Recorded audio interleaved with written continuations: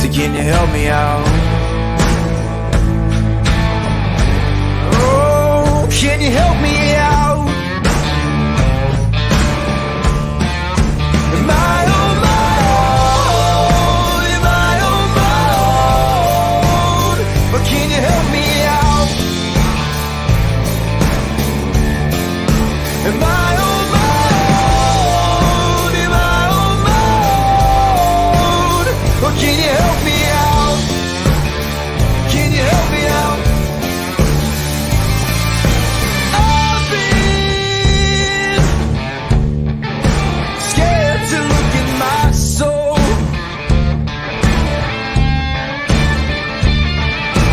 I've been afraid I would follow the road. Yeah, afraid of the things I've been told.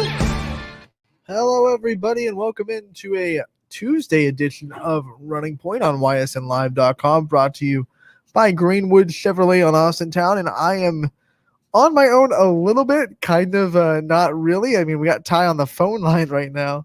He's on his way to the studio. Sometimes life gets in the way, right, Ty?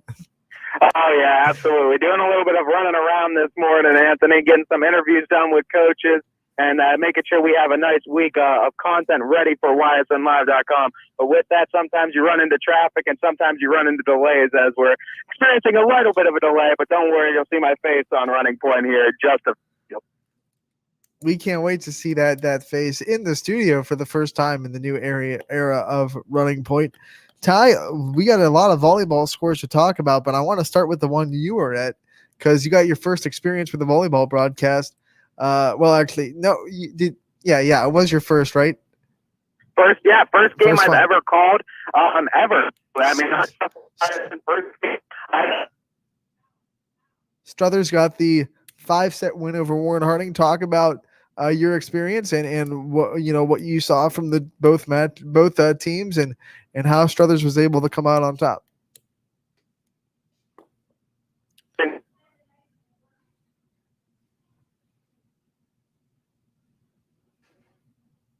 Losing you a bit, Ty. You there? Ty's not there. Well, we'll just continue our talk about Struthers as I'll pull up the stats since Ty can't talk about it. But Struthers won in 5 sets over Warren Harding. They won the last set in dramatic fashion as Michaela Simpkins. There you are. Did you hear me? We're cutting out a little bit. We're going through the road of Columbia, so sometimes in and out. You're going through a tunnel of Columbiana? But talking a little bit about Struthers, first game I've ever called for the network and first game I've ever called for YSN in general for volleyball. And what I saw last night, and a little bit of lingo obviously to be learned and a little bit more to learn about volleyball, of course. But there is a lot of excitement within the sport and a lot of fun athletes to watch. And the student section that were there, they were loud and they were proud, man, for the teams, especially when it came down to the wire in that 5th set. It absolutely came down to the wire. You couldn't have asked for a more exciting volleyball game for your first. Struthers won. Take us through that last set. I know it was tight, and I know you talked with the hero of the night and the one that put it away. Talk a little bit about what you saw and some of the things that you learned in the post game interviews with Coach Manning and Michaela Simpkins Perez. Well, what we talked about, too, with Coach Manning and what she said that was actually really interesting was about how there was no coaching restrictions in the summer. Basically, because of COVID, they allowed them to have hands-on coaching throughout the whole summer, and Coach Manning of the Struthers Lady Wildcats took full advantage of that and made sure that this very young Wildcats team got a lot of playing experience and a lot of coaching one-on-one time over the summer. And you could tell that by the way they played on the court, where the Struthers Lady Cats grabbed that 2-0 lead in pretty commanding fashion too, holding it up 2-0, and then you drop the next two to Warren Harding, to evening the sets up at 2 apiece. This is a point too where you would think momentum is firmly in the control of the Lady Raiders, and it was in that 5th set too. They took as much as of a 9-3 lead in that set as well. But the thing with the Lady Cats and what we saw, and character-wise, and the biggest thing that Coach Manning will tell you, is that this team a team that maybe used to get down on themselves when they did start dropping games and they were down like that. They didn't let it get in their heads this time. They made sure that they all brought each other together. They supported each other. They toughed it out. And they basically, what we saw too with in our interview with Michaela Simpkins-Perez, the hero of the night that got the last 2 kills to win the game for the Lady Cats and win it by 3 in that 5th set. She told us she didn't let that other student section get in our heads. No matter how loud that they tried to be, she wasn't going to let that affect them. And that is a sign of maturity, and that is a sign of a team playing together. And I think that was the biggest character trait that I saw with the Lady Cats last night. So was it the Raiders that brought a really good student section? Like Warren Harding had a loud crowd? Honestly, what it was too. And you know what? The Lady Cats and the Lady Raiders, it wasn't even a packed house. It wasn't even sold out. But the ones that were there, and I mean, the crowd, I couldn't even tell you the number of the crowd, but the ones that were there made their voices known. And it was going back and forth. Warren Harding was beating on the side of the bleachers, and then the Lady Cats side was beating on it. They were being loud when each other was serving. And it got really exciting down to the wire, especially in that 5th set. Both teams could not serve without the other team's bench and other team's student section making a lot of noise, banging on the bleachers, banging on the side of them. It was a really intense match and a really fun first game. And luckily, the Lady Cats were able to come away with a victory. Emma Morris served 4 straight points for the Wildcats, tied at 11 in that 5th set. Talk about her serve. I mean, that's a big moment for Emma Morris to come in, and I know she's a good server. I watched her a little bit last year, and talk about what from your perspective, what you saw from that position. I mean, you're down 11-7 in a do or die 5th set, and you're able to serve up 4 points in a row. Using a lot of younger, talented players in this team now are the Lady Wildcats, and I think that's partly why their upside is so tremendous too. And that was kind of who I was torn between post-game interviewing and giving the player of the game was either Michaela Simpkins-Perez or Emma Morris, because of what Emma Morris was able to do in that 5th set and bring that game back to even.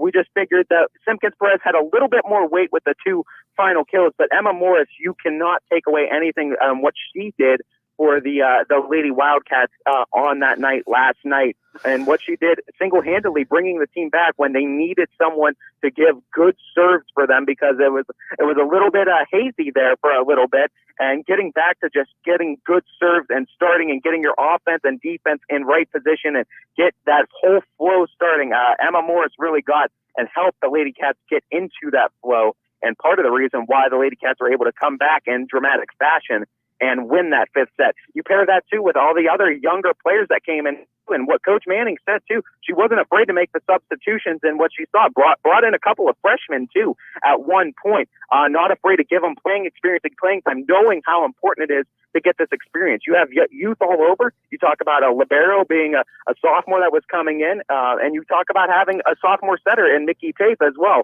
So this is a team that has youth all over the place, but it's a team that you can pretty much mold the way you want it to be. And I think there's a lot of upside in Lady Wildcat volleyball going forward. Another name that sticks out right away when I'm looking at these stat sheets, especially for that set 5, Marissa Metzka with 2 blocks in that 5th set. We all know that name.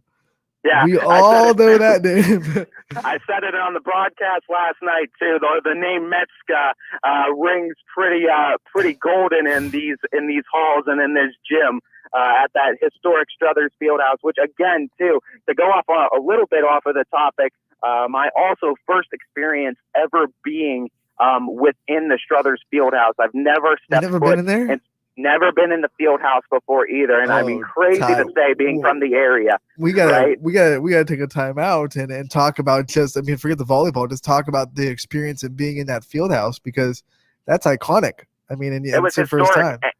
And I mean, luckily both my wife and my stepdaughter were able to go with me too, and they were able to watch the game because my niece participates on the one team, but they were able to come and watch too, and it was cool going in there because I was just telling them a little bit about just the history and just knowing who the names that have played in that field house and how historic Struthers is. It was really another one of those feathers in my cap that I could say that it was just cool to be in that building saying I called a game.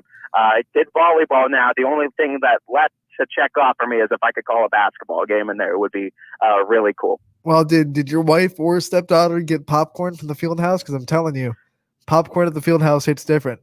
And we didn't get any of the snacks there, but if popcorn is the way to go, next I time will definitely make sure. I know we're going to be in the field house a couple more times this year for some Struthers volleyball. I know they're on the docket for my schedule a few times this year as well. So we will definitely have to grab some popcorn from the field house if that's the place to go for it. I am telling you, and I think other people will agree, field house popcorn hits different. And then they also have, as a parent, I know this is gonna drive you nuts, but they have cotton candy, and you can do with that with you, please. I know I've seen a lot of wives give their husbands dirty looks because their daughters come back with cotton candy. So they got all the hookups with the snacks too. The coolest part about that whole gym is the bleacher setup, though. Mm-hmm. I mean, I've seen Poland. Poland is fairly similar, but nothing is quite as unique as that bleacher setup in the field house. I mean, beautiful bleachers, just gorgeous all around, and how it's set up. I mean, it feels like a much bigger venue that you're playing at when you play in the field house, and rightfully so. It's got this old school mystique to it. The gym floor. It's bigger. It's just you feel the magnitude of Struthers Fieldhouse when you walk in there. Well, when you know all the names and the big names that played in the NBA that have played on that court, because of course tournament time, how prevalent the Fieldhouse is. So all the names that have played on that court too, it's really wild. All the names, all the big name players from Ohio that have played on that court is really crazy. So what was your biggest takeaway from volleyball in your first time calling a game? I mean, my first time calling a game, it is a perfect blend of both basketball and baseball. And what I love about those sports, I don't think I've ever heard that before. Explain. Yeah, basketball, and I'll explain myself to where it makes sense, right? Basketball, because of the fast-paced action and that, there is truly not really a time where nothing's going on in volleyball. And I don't think there's much more of an exciting time other than the only other one I could compare it to is basketball, when you have those fast breaks or those players are exchanging scores, exchanging threes, exchanging dunks, whatever, back and forth. There's nothing quite similar to it as volleyball, where they are going back and forth and you're waiting for a team to score a point. And just that back and forth action. And there was a couple of times too where it was going on for a time. That is what you love. And then baseball, because you have to give every team their chance. There's no time limit that's involved. There's no time that you have to play. You can't win by the time expiring. You win by getting more points and scoring the winning amount of points against your opponent. You have to give them their chance, have to serve it to them, and they have to hit it back to you. It's a perfect blend, I think, of basketball, baseball, and that way. You got a great one. You're almost at the studio. We're going to let you go, take a quick break, and on the other end, we'll be able to see Ty's face, talk more volleyball scores from last night. Also, we have 3 volleyball previews to still get to from our Division 4 previews and some other things. So we'll talk to you later, Ty.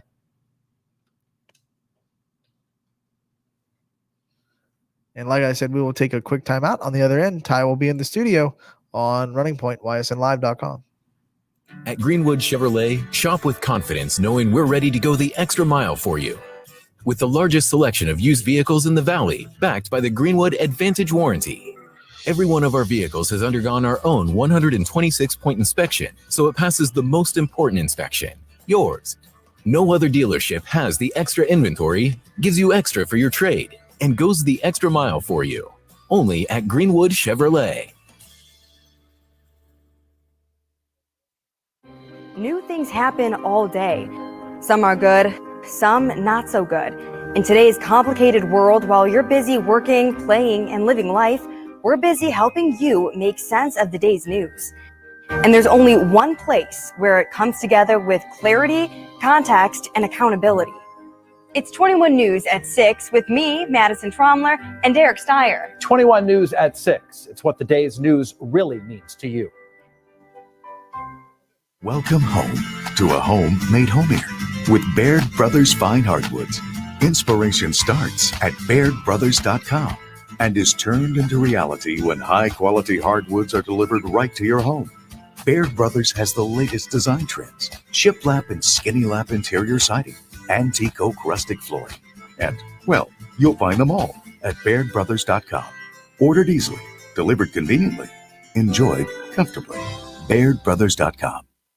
WRS Wealth Advisors, the area's premier wealth and retirement specialists, located on South Avenue in Boardman. WRS Wealth Advisors, the area's premier wealth and retirement specialists, located on South Avenue in Boardman. Custom order your Ford your way at Tri-State Ford.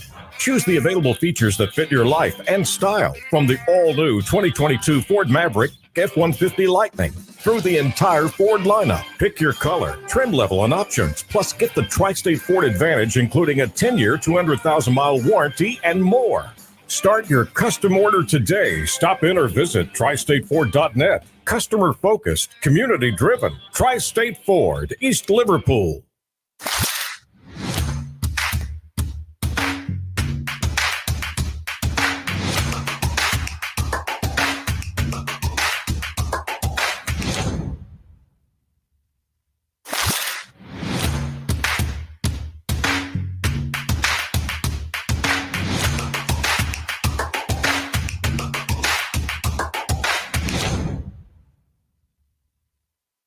Jimmy Sutton here, director of Isle, Purple Cat, and Golden String. We are happy to support YSN and two of my favorite people, Scotty Mincher and Super Dave O'Malley. We are an agency that provides services for adults with disabilities. We infuse humor, passion, and joy into their lives. If you know of any folks with disabilities that need our assistance, please contact us.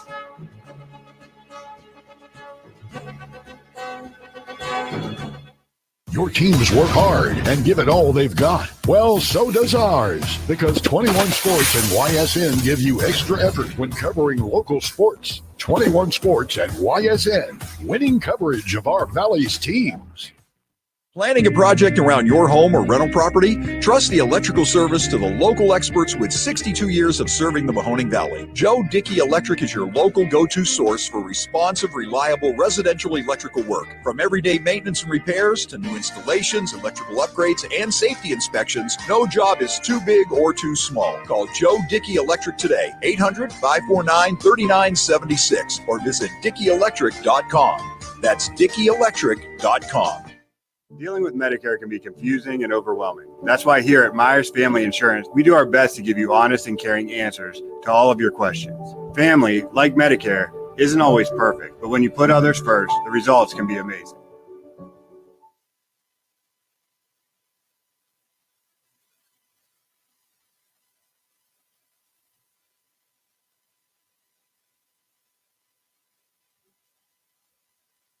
Welcome back to Running Point, live on ysnlive.com, brought to you by our good friends at Greenwood Chevrolet in Austintown. Anthony Hartwig, and hey, look at this. Look who's coming into the studio.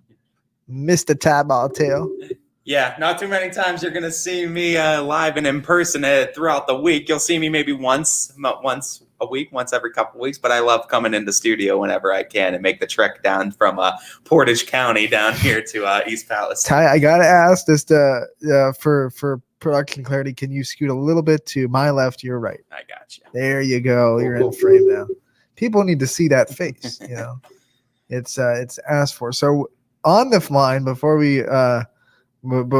had you on the in the studio, we were talking about your first experience with volleyball, and Struthers once again gets the 5-set win over Warren Harding, and in an exciting match to open Struthers season. They only won 3 games last year, and now they already have one under their belt.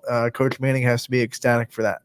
Oh, I'm sure they are too. I mean, getting off and starting on the right foot too, it has to be huge for Manning. And Coach Manning talked about how she just really wanted to make sure that this team was prepared going into the season, and they took that unlimited coaching to full potential, made sure that each player got individual time.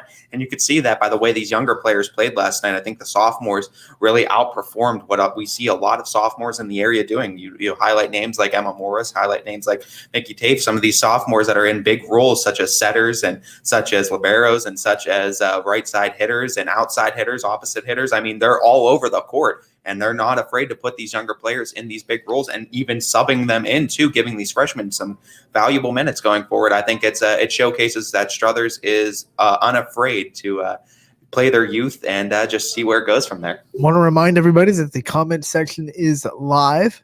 whether you're watching on Facebook, YouTube, Twitter, or Twitch. Leave us a comment. We'd be happy to hear from you. We'll be able to see it and pop it up on the screen. And it's brought to you by Boardman Mitsubishi, one of our wonderful sponsors that you'll hear from later in the show. We love our sponsors. If you want to advertise with YSN, it's really easy. There's an advertisement tab on ysnlive.com's website that you can find all the general information about the packages that you can get into. Also, if you want more information, you can email a handful of different people, info@ysnlive.com. You can also email DJ Yoakley himself, our CEO, at dj.yoakley@ysnlive.com. So that's how you partner with us. We'd love to help you get your brand out there. Boardman Mitsubishi is the sponsor of the comment section, which we hope to hear from in this show. So talked about Struthers. Let's talk a little bit about the other volleyball scores in the area. And I went to South Range, and man, there are some nights that just send chills down your spine. And when you go down to South Range and you go to a home game at South Range, we know that, everything that Coach Irons is going through. He was in the mezzanine about 20 feet away from me while I was calling the game. I'm sure he could hear everything I said about his team playing down there. He wanted to be down there so bad. Obviously, he can't because of the stuff he's going through.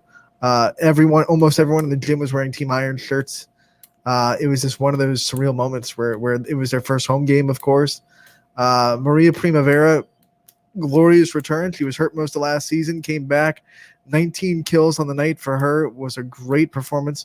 Julie Blasco also had 9 kills for the Raiders, and they took down Boardman 3-1, and that's a Division I team that South Range put down. A lot of new faces for Boardman too that I was pretty impressed with. I think they'll be okay. They just have to take some time to kind of gel into the season. A lot of youth on that team, like you saw in Struthers. But man, it was like you've had those experiences too, where you just it's one of those surreal moments covering the sport. Yeah, and it just sends a little bit of reality, a dose of reality into your sports a little bit. Yeah, and so most times you try to use sports as an escape from reality, and you try to use that as an escape. But sometimes sports is used to bring together people, bring together a community, and for a good cause. And we see that at all levels of sports. But nothing quite as special or as personal as the high school level, in my humble opinion. And that's just because it's a community that you guys are all living amongst the same community. When you guys vote on what you guys do in that community directly affects your neighbor and everyone that you see in that community. So when a community, and when you see especially school communities, when something like that affects them, or affects a team, it affects a whole community, because the whole community comes out to support the team, whether they have kids on it or not, because they had kids that go through it. They themselves went through this school, and being an alumni of your high school does mean something to a lot of people after they go to school there. And I think that's the biggest thing, looking at local communities and seeing things like this where teams rally together and they try to play for a good cause or find a reason to play the sport, something deeper than just playing the sport for fun. And I think finding those reasons and finding reasons to play for, and when communities come together, it's something really special in sports. And I think that's exactly what's happening down at South Range. I'll tell you, one of the, you talked about the crowds coming back at Struthers. Crowds were back at South Range too. It was good to see. The students were there. I saw a handful of members of the football team there. I think it just does wonders for all these athletes to have the backing of their student peers. And you could tell there was a little bit more energy in that gym because students are there. It's really good to see students back in not just football fields, but also in these courts. Yeah, and especially when mostly it's the volleyball players that you see too that typically go to these football games, and they're the ones that are making the signs. Don't forget, don't think we forgot Bo. Yeah, exactly. Easy. We Mr. know. Snyder. Yeah, we're gonna be asking Coach Kosek after their first home game. Was Bo Snyder there? Yeah, he needs to be there. And did he have a theme? Because they said he was really responsible for those themes. So. And you like to see it too, the football players supporting the volleyball players, because like I was saying, the volleyball players, you mostly see them all at the football games, are the ones that make the big signs too, and they'll hold them up in the crowds, and they're usually very spirited too on Fridays. So it's really nice, and I could tell you by talking to a lot of the volleyball players that they appreciate other athletic teams and just school and large student sections supporting them in general. When they see big crowds there, they absolutely get hyped up and excited, and they love it. And that's another thing Coach Manning from Struthers talked about last night, and what Coach Bartlett talked about a little bit in a coach's corner that I talked with her earlier today about, and that they love the idea of people coming back and just having crowds there to support these girls, because these girls get super excited when they have large attendance crowds on hand, just like any kid would. But yeah, and you saw it firsthand last night. The volleyball, the momentum is so important in that sport.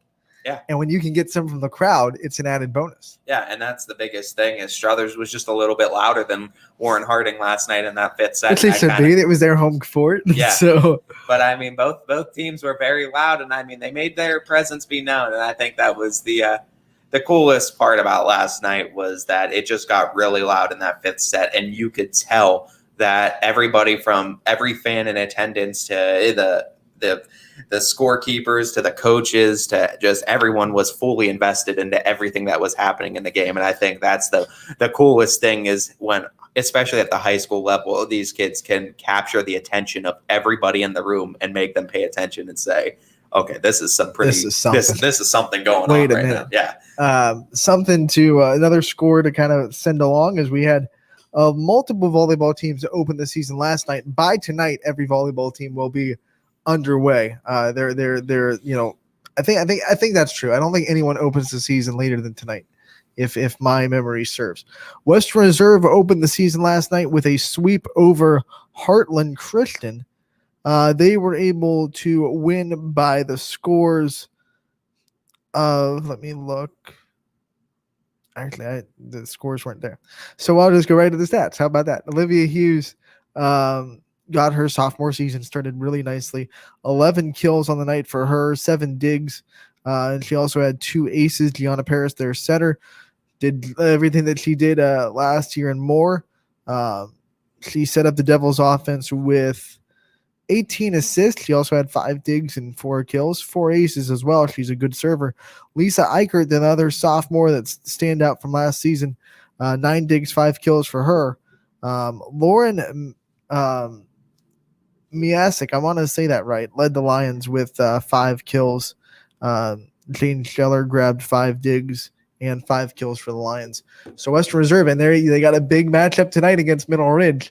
They opened the season with a nice 3-set win over Heartland Christian. And that's the one you need to get yourself onto to get yourself on the right foot, because we know a lot of these teams and these conferences have very tough volleyball divisions because of who they're playing against. And we know the NE8's another one of those tough ones. But we're going to learn a lot tonight when Middle Ridge and Western Reserve square off. Yeah, absolutely. A couple of MVAC teams going at it, and this is going to definitely I think set the tone for what that MVAC is going to look like and who's going to be at the tops of it and what we're going to be seeing at the tops of the MVAC this year. I'm very excited for this, but I won't be there. I'll be in Girard, but very, very excited to kind of see the results of tonight's volleyball game between Middle Ridge and Western Reserve. I think when you look at it, man, it's got the makings.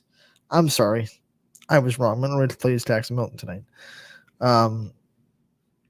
Sure. It's a big game. It's a Tuesday. Yeah, no, it's a Tuesday. Fine. Hey, Ty, you have a laptop right there, buddy.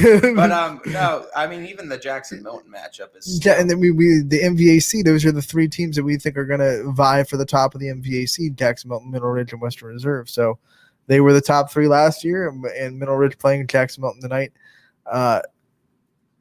So Ty's going to correct me so we can get Western Reserve's next opponent. McDonald. So it is still MVAC. Blue Devils. And McDonald got a big win last night. It's a perfect segue into that score as we bring up more score updates from last night. McDonald got the 4-set win over Bristol after winning against Columbiano in 5 sets on Saturday. So now McDonald 2-0. The scores for that one: 25-9, 25-11, 24-26, 25-14. So 3 dominant sets from McDonald. The one where Bristol got the best of them a little bit in 26-24.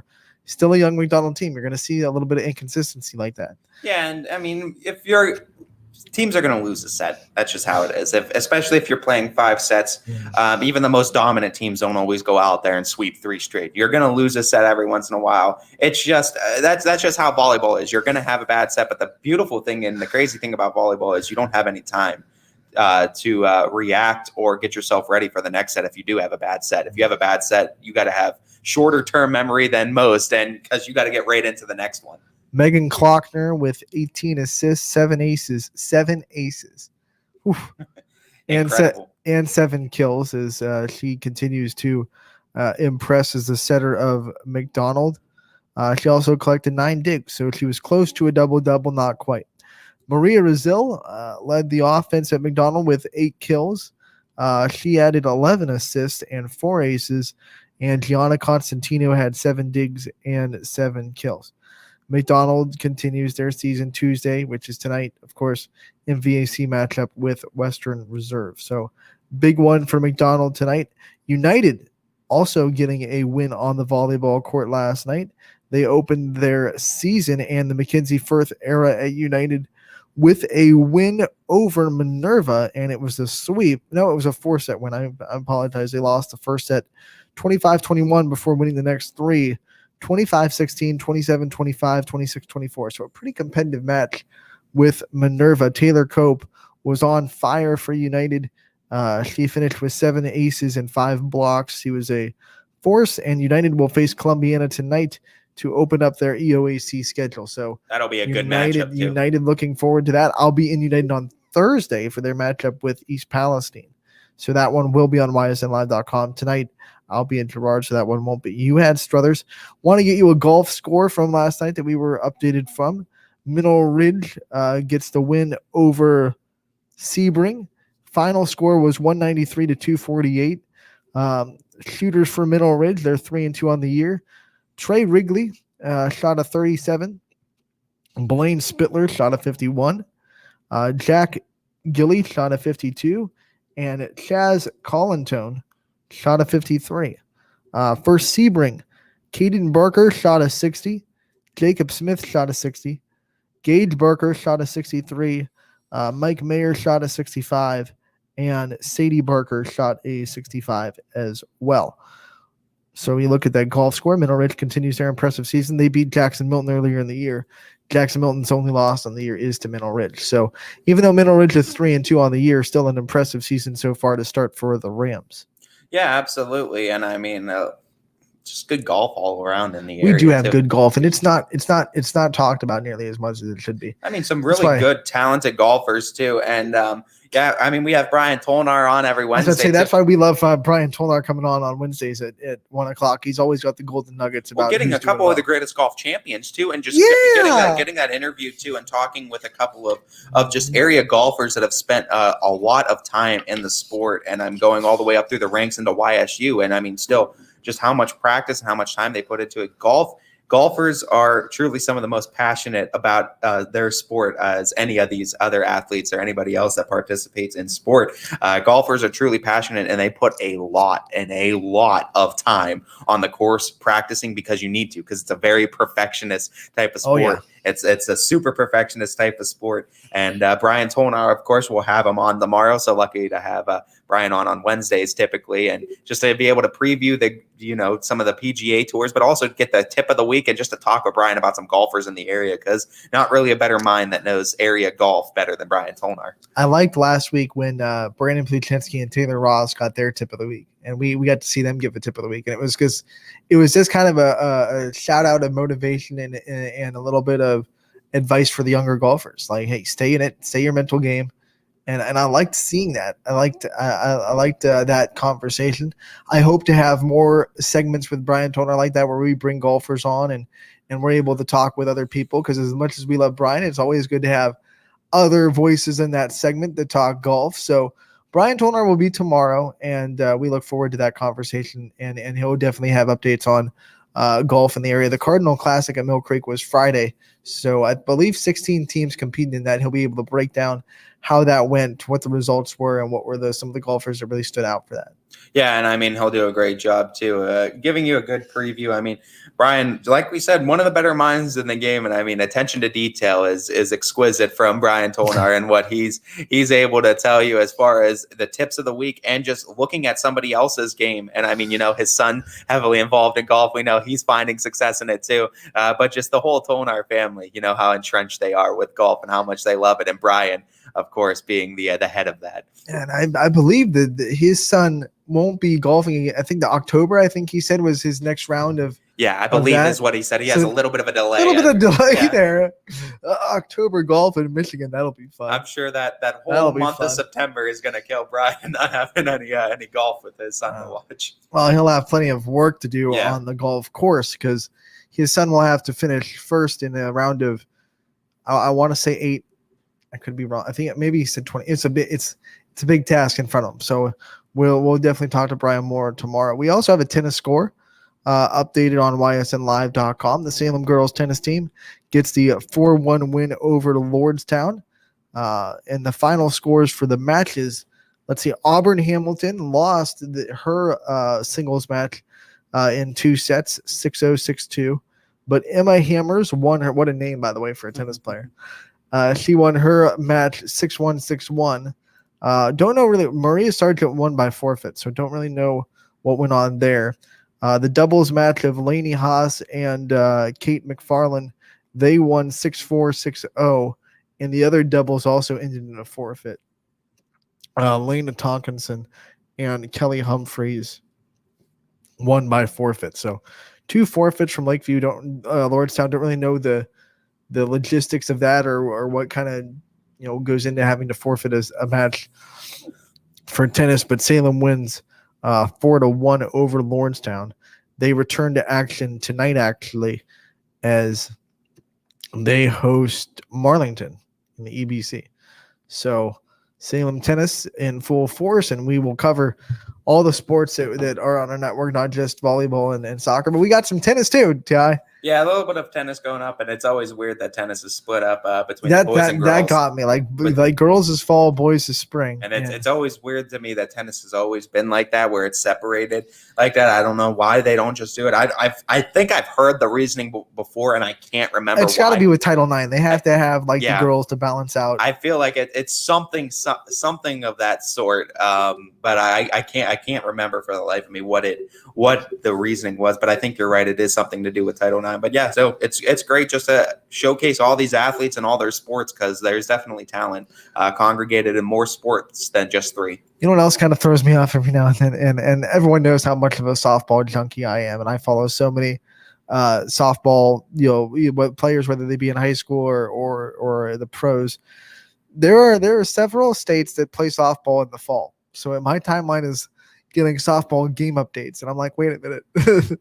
In the middle of the fall. It's not softball. Wait, okay, it's softball season in Georgia and softball season in Colorado, which I really don't get.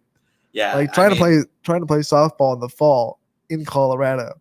Yeah, probably not the funnest thing in the world. I mean, because I think the weather pattern is very similar to here, as far as and plus they're elevated. So imagine being in the Denver suburbs, like in Aurora or Littleton or something, and you're playing softball in October when it's probably starting to get pretty cold out. Yeah, I know that one doesn't make a whole lot of sense. I know a lot of those southern states too. I didn't know about softball, but I definitely knew baseball. I know Arizona and those southernmost states of Arizona, New Mexico are really huge for that year round too. And some of those try to go year round. If you have the weather to be able to do so, Georgia makes a lot of sense to have softball. You could have softball year round in Georgia because of how hot it is. That's one of the reasons why the Southeastern Conference and the Pac-12 have such strong softball programs. It's because 365. Because their players can play all year round, and they have the advantage, of course, of the players that are trying to play here and in the other climates of the United States. So, little tidbit behind the curtain. If you're not a softball fan of why you will always see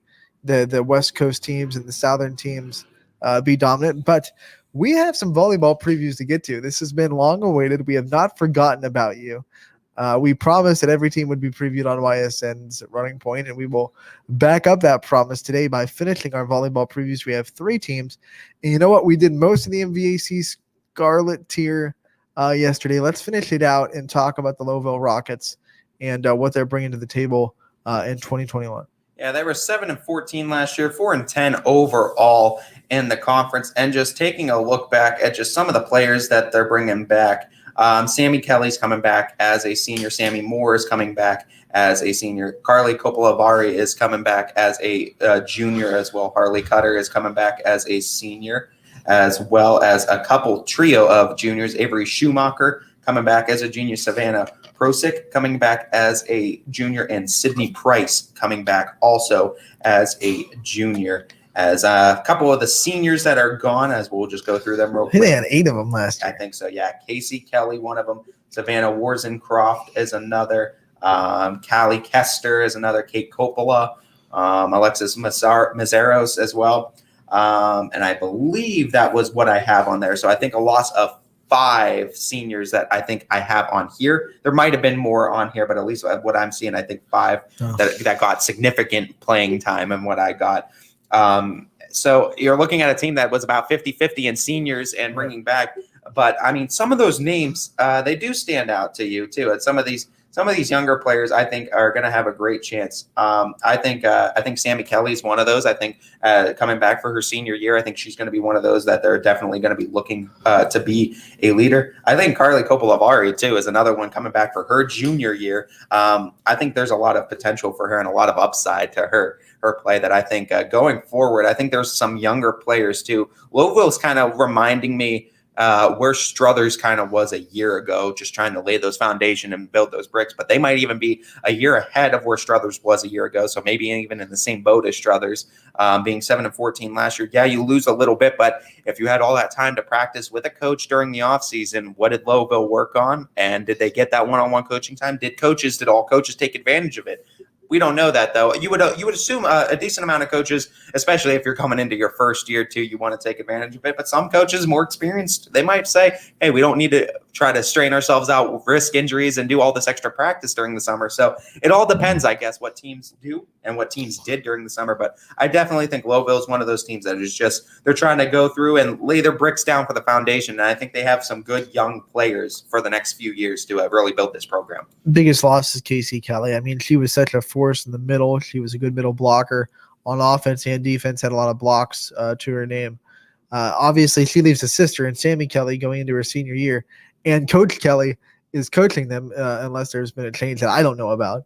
But he coached their volleyball and softball teams last year and coming back for his daughter's senior season. She's a great setter. Sammy Kelly's a great setter. She's got above average setter height for the area. You know, not freakishly tall, but I think maybe 5'7", 5'8", which is pretty good for what you see at this level of volleyball. So that's always big. We talked about volleyball teams that return setters. Very important. And you're not going to lose the flow of the offense. You might have to replace a few people. I'm interested to see who they put in the middle. They have plenty of outside hitters that are going to be fine. But I am interested to see who they kind of put in the middle and who's going to be leading that net defense of the Rockets, because it's going to be so important in that league. So many strong hitters in the MVAC Scarlet tier, and they're going to have to have some net defense, or feel like a blooper reel. They have to have so much net defense, or they're going to put so much pressure on that back row, and you just don't want that to happen with the caliber hitters that you have in the MVAC Scarlet. And we don't know what's really in their system, too. They could have some players in JV. I think the biggest thing Louisville's looking for is height right now to complement, is what you said. You need that net defense, and typically what helps with net defense is having some height. By the way, you saw some good net defense in Struthers. There was, too. And, I mean, coming into down the stretch, too, just did a great job. I thought they'd struggle because they lost Heike, who was a very good blocker, and Schaefer, who were a very good blocker for Struthers. So that was my biggest question mark, is who's going to be their blockers. But Metzger came in with 2 big blocks in that 5th set. Especially down those 3, the 3rd and 4th set, too, where Warren Harding was really taking advantage of playing close to the net and just getting tip-ins over the net and getting kills that way. Just a soft touch kill, honestly. That's how you adjust from an aggressive block. Struthers was coming in, aggressively up to the net, and they were just over top of them for the 3rd and 4th set, getting easy points on that. And the adjustment was made, and that's why you saw those younger players came in. And we talked about Metzka getting subbed in a couple of times, but coming in huge. And I mean, playing the position the way she needed to. Didn't play super high up on the net, stayed far enough back so that way when Warren Harding did try to tip it in, she got those blocks, and she ended up getting a couple of scores, I think, off of it too, and, off those blocks. Those blockers will learn more and more how to read when the set's going to be set up for a soft touch rather than a – because most of these I can't talk today. Most hitters at this level in high school in our area, they're going to be really readable when they're going to do a soft touch. They're not good enough yet to arch back and just do the exact same motion of a hit and then slow down in the last second and tip it over your head. And that, the players that you see that are they're right. They're like one in a million. They're pretty special that can convince everyone in the gym that they're going for a lot kill. of soft touches come off of sets that aren't great, or you can read them a little bit. So blockers will get used to being able to read that, be a little bit less aggressive, and stay off the net for the soft touch. And it was so huge in that game last night too. And what we're going to see, I mean, talking about Lowville going into this game, and what I want to see from the Rockets, similar to what Struthers did, and it's going to be huge, I think, for the Rockets going forward this season. It's going to be just possession control. Right. When you have possession and you're serving, you need to get leads and you need to go on scoring runs. And that is so huge for young teams to get that scoring run to build their confidence, but also give them a little bit of leeway if they do make mistakes. You need to have yourself a decent lead or a sizable lead when you do have the ball in your possession. Here's something that will also be big for Lowville, because they do, like I said, they have a lot of hitters. So when they do get free balls sent to them, they got to use them. And I was giving you information about free balls last night, and when you get a free ball, you got to use it. You got to be able to put balls especially away. Too, Struthers won the game off of a free ball. There you go. Warren Harding sent a free ball over. Struthers was able to. You saw in the system and get it to Perez. And that's exactly what happened. Went to Corinaldi. Corinaldi dug it out. Tafe set it up, and then Perez with the kill. I mean, and those are important, as taking advantage of those free balls when you get it, especially as a young team. You got to take advantages when you get them. And especially teams that when they give you an advantage, they give you your opportunity, they give you your chance. You need to take full advantage of it. Let's talk about Lowville's schedule and what they have looking in front of them in 2021. Well, yeah, we already talked about they played away against Campbell Memorial, ended up winning 3-0 in the sets. That was on Saturday. They're going to play Springfield tonight in a battle of team 1-0 Lowville versus 0-1 Springfield. So they're going to go play in Springfield before going away to McDonald on Thursday, away to Mineral Ridge on next Tuesday on the 31st. Then starting in September, they're home to Waterloo the 2nd. They are home to Western Reserve the 7th. They're home to Sebring the 9th. They are home to Struthers the 11th. That might be a part of the tri-match. I know they're starting at 11 a.m. It's not scheduling anything right now as a tri-match, but I know there's a lot of tri-matches going on that Saturday. On the 11th, yeah. Yeah, so there might be. Jackson Milton is the 14th. That one is away at Jackson Milton. They're home versus Springfield the 16th, away versus Matthews the 18th. They are home versus McDonald the 21st, home versus Mineral Ridge the 23rd, away versus Waterloo the 28th, away versus Western Reserve the 30th, home versus Jackson Milton the 6th, and then they close out their season away at Heartland Christian the 14th. This is October 6th. They are home versus Jackson Milton. And October 14th, they finish the season away at Heartland Christian. And that'll be, I believe, the start of the sectional tournament is October 19th. So right there. I mean, and a lot of teams, I think, are trying to get as close to that tournament as they possibly can as well. And I think that's the biggest thing. As far as Lowville is concerned, come tournament time, you want to try to get yourself good competition before the end. And Heartland Christian last year, we know, pretty successful last year as well. So that's going to be a good tune-up game, I think, for Lowville before tournament comes. Yeah, I want to remind everybody once again, the comment section is live as we go through these volleyball previews, brought to you by Mitsubishi and Boardman. The comment section once again on Facebook, YouTube, Twitter, and Twitch. We'd love to hear from you. I think the biggest game for Lowville, the biggest stretch is the start of the season. They have a lot of road games. They're not home until their fourth match, I want to say, maybe fifth.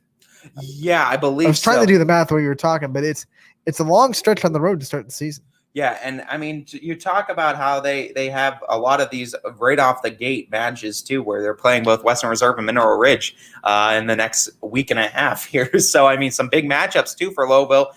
If you want to compete with the MVAC, and it's a new season, you started off 1-0. So everything's looking bright right now in Lowville, and you never know at the beginning of the season, everybody starts with a new team as far as I'm concerned. So you never know who can make those special runs. And if you're Lowville, you're looking at this schedule going ahead of you and you're saying, hey, if we come out of here and if we even win half of those games, we're looking pretty good in the MVAC right now. So it's huge, I think, for Lowville. They need these next couple of weeks to kind of see where they stand with some of the teams that stood atop of the MVAC last year. I think Lowville left some games on the table last year, and I think Coach Kelly will talk about that if you put truth serum into his veins. There were a handful of games that he felt and the team probably felt they should have won last year. And you take that 7-win season, you turn it into a 11-win season by winning those games. I think 11 wins, 12 wins, 13 wins, not out of the realm of possibility for Lowville because they were right there. They have another year of experience. They lost some pieces. I get it. But they have a lot of upperclassmen still. And I think the one big thing and what we're seeing with a lot of these younger teams, and we talked with Coach Manning of Struthers, and I'm just going to keep harping on it, these players had unlimited coaching time. There was no chains on these coaches during the summer. And that, I mean, if you don't know high school athletics, to break that down a little bit, there is a period of time for every athletic sport where there is no coaching at all, hands off. And in fact, if you coach in certain aspects, you're looking at termination from coaching. You're looking at suspensions. Like, you cannot coach for a period. So having extra time where each one of these players, if they wanted to, a coach could talk with these players individually, coach them individually if they wanted to over the summer. I think you're seeing a lot of these younger teams starting to play catch up with these more experienced teams and starting to compete a lot better this year than you would have in years prior because of all the extra experience and all the extra coaching and training that they were allowed to participate in over the summer because of the year prior, because of COVID. Yeah, I think Lowville is off to a really, really good season, and I think they're going to have maybe some surprises this year. Maybe win a couple of games that on paper they shouldn't. You never know. I mean, opening up the season with a win, it always it starts you off on the right foot. So some of these younger teams, you never know who makes a run. A win is a win is a win. And they'll take it. They'll take it for sure. Before we continue, we do have some news to break, and this is from Dana Ballish. Yesterday, he tweeted this a little bit after we got off the show, and we'll talk about it later after our volleyball previews, but I do want to break it so people know, and I apologize for forgetting at the top. But Edison in Wellsville, football game for Friday has been canceled. So Wellsville was canceled last week, obviously for whatever reasons, they are not through their COVID bout yet, and they have had to cancel their game with Edison. So that, per Dana Ballish, TV 21 Sports Director, he tweeted that yesterday. Edison and Wellsville canceled on Friday. I think the question now just becomes is how much longer does this go on? Is I think the biggest question, because now we're looking at 3 games now that was on the docket for Friday that are no longer happening. We're only through week 1 of the season. That's something we can dive into a little bit later as we discuss the ramifications of COVID-19 in the season and what we've seen so far. There's a new game on the schedule now. It broke right after our show yesterday. We'll talk about that a little bit and more next on Running Point, brought to you by Greenwood Chevrolet in Austintown. Every customer has a story, and at Greenwood Chevrolet, we are committed to making sure it ends with you in the right vehicle. I get to be part of somebody's adventure, whether it's buying a car for the first time, helping them get approved, or finding the perfect car for their budget. I'm proud that people trust me with their finances. They trust me to take care of them, and they trust me with their story. I'm Tracy, and I'm ready to go the extra mile for you, only at Greenwood Chevrolet.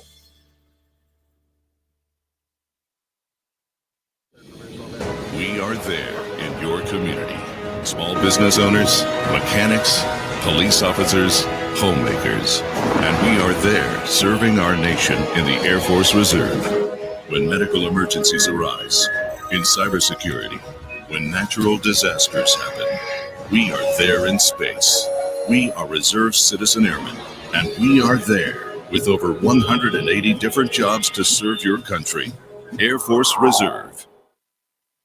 For a great vehicle and a great experience, come to Boardman Mitsubishi today. As always, our full lineup of Mitsubishi models comes with a standard 10-year, 100,000-mile powertrain warranty. Boardman Mitsubishi, your hometown Mitsubishi dealer since 1999. My guy keeps it 100% of the time. He wants all 100, won't settle for 99. And it's more than stats because there's people in those numbers. And I was one of the lost sheep. I'm so glad he cares for all 100. I'm 100% safe, 100% free, 100% love. I can be 100% me. He gave all 100 when they put him up on that tree. That's 100% passion for 100% free. So if I play in front of 100, or if I play in front of 2, there's an audience of 1 getting 100% of what I can do.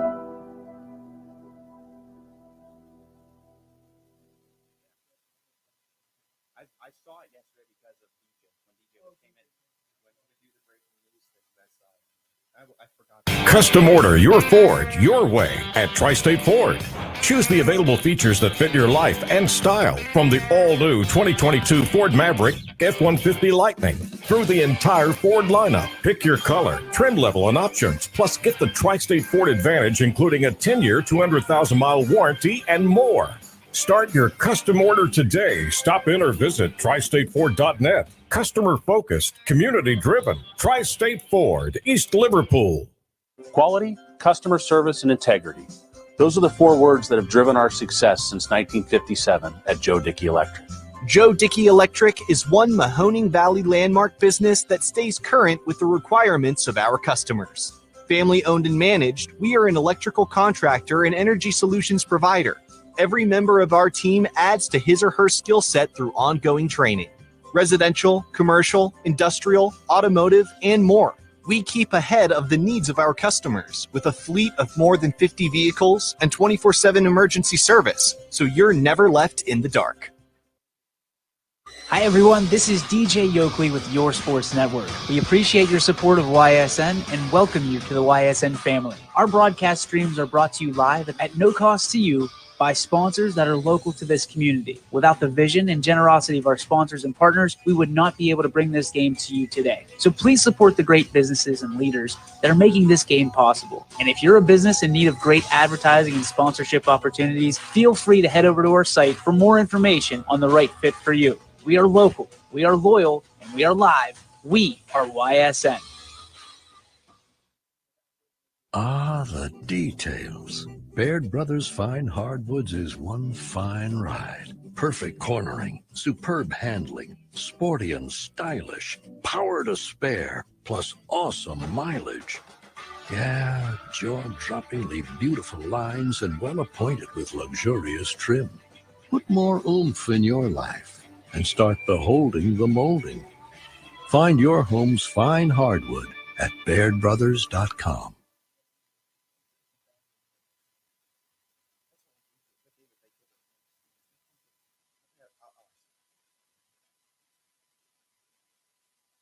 Welcome back to Running Point on YSNLive.com, brought to you by Greenwood Chevrolet in Austintown. Oh, man. Joined in the studio by Ty Bartell. Lovely Ty Bartell, and we love to see him in the studio in person. And Ty, we got some more volleyball teams to preview. We wanted to finish that MVAC Scarlet tier and then group together our 2 independents. Talk about Heartland Christian first, and I know they had a super successful season last year. What they lost and what they're bringing to the table in 2021. Well, no doubt, yeah, they did lose a little bit, but I think Heartland Christian is going to be a team that you might see some growing pains to start the season, but I think in the long run they're going to be fine. Heartland Christian was 18-7 last year. They don't have a conference, so we don't have a conference schedule. And the bright side of that, they're able to usually schedule up, but we'll get to their schedule in a second. Talking a little bit about what Heartland Christian lost, I don't think you could look any further than Michaela Osborne, Anthony, at 481 kills on a 57% kill percentage. All right, this is one of the times we have to pause and just appreciate those numbers. How many kills? 481. And what was the kill percentage? 57%. Jeez, oh man! I wonder. Can you see her hit percentage? her hit percentage was 41%. That means okay. Volleyball lesson hit percentage is kills minus errors over total attacks. So you figure with 497 kills and a 57% kill percentage, if you do the math, she had to have at least 920 swings total, at least. Even less. No, She had total swings. Total swings. There was 844 attempts, 133 errors, 481 kills. 840. My math. I'm a Georgia Tech fan, not a Georgia Tech student. I got you. That's ridiculous. That's 844. how many errors? 133. That's why her hit percentage is. She had a little bit under 4 kills per error. So to do that math, it's 497 minus 133, and then that total over 840. 481 minus 133 over 844. Right. Is and what it would be. With volleyball math, and that obviously is around 41%. So that's 5.8 kills per set. Jeez. I mean, you're averaging over or just around 4 kills per error that is happening too. That's incredible too, that you're getting 4 kills for every time you make a mistake. That's tremendously efficient. And I mean, just to talk about 57% kill percentage, I mean, over half. I mean, that's just ridiculous. Video game numbers, and that's why we had to pause that just to appreciate those numbers and give Michaela Osborne the shout out she deserves. Loved covering her last year, got her on the player profile, and she'll be missed in Heartland. So continue, Mr. Bartel. But, I mean, talking about someone they're bringing back, I think you can't look any further than Emma Hall coming back for her senior year, and she is going to be the unquestioned new big piece. I mean, looking at what she did last year, and you got to remember, this is with Michaela Osborne in this system, so, I mean, she probably has her kills were a little bit limited last year because Osborne was in the system. You gotta share the kills a little bit depending on where it goes, but 218 kills on a 49.7% kill percentage. Also to boast a 33 1/3 hit percentage, which still is not bad at all. 33 1/3, but still 49.7% kill percentage. 218 kills, pretty darn good numbers as well. All that offense, they also, I believe, lost their setter in Lydia Spalding. No, Spalding. That's you were taking softball. Fitch right now. It's Lydia Wilson. Yeah, Sorry, Lydia Wilson. Sorry, Lydia Spalding. I know. Whoa, there was a few good Lydias in the area. I know there was a lot of talented Lydias in the area. But no, Lydia Wilson is going to be a huge loss. I mean, 821 assists. I mean, that's incredible. Anytime you're in the 800s in a season, you're doing something right. We've talked about some good ones having 500, 550. And 800 blows them out of the water. And obviously you have Michaela Osborne to set to. But yeah, it's going to be unfortunate losing that. But I think with Heartland Christian, you have a very young team around you too. I mean, you lose a lot of seniors. So, I mean, you're bringing up a young team. But there's a lot of pieces still, I think, in the older team that is there right now. And that you get Emma Hall still, which I think is still a phenomenal player in her own right and a tremendous leader. I think it might take a couple games for these younger players to catch along, but I think once they do, with Emma Hall leading the way, I think this is still a team that can be very competitive in a lot of games and still make a decent tournament run. I think they're sitting at 1-1 right now on the season, I believe, overall, but they're definitely a team I think might have some growing pains in the beginning here, but I think they're going to be fine come the end of the season. Yeah, we updated their score. They lost last night to Western Reserve. But that's a tough team to go up against. Talk about the rest of their schedule and what they have in front of them. Yeah, so they opened up the season actually this past Saturday, and they won 3-0 over Latonia. And we lost 3-0 to Western Reserve. So you split 1-1 there. Going into Wednesday, they are facing Lisbon away. They're going to Ursuline on Monday, the 30th away. And starting in September, they're away versus East Palestine.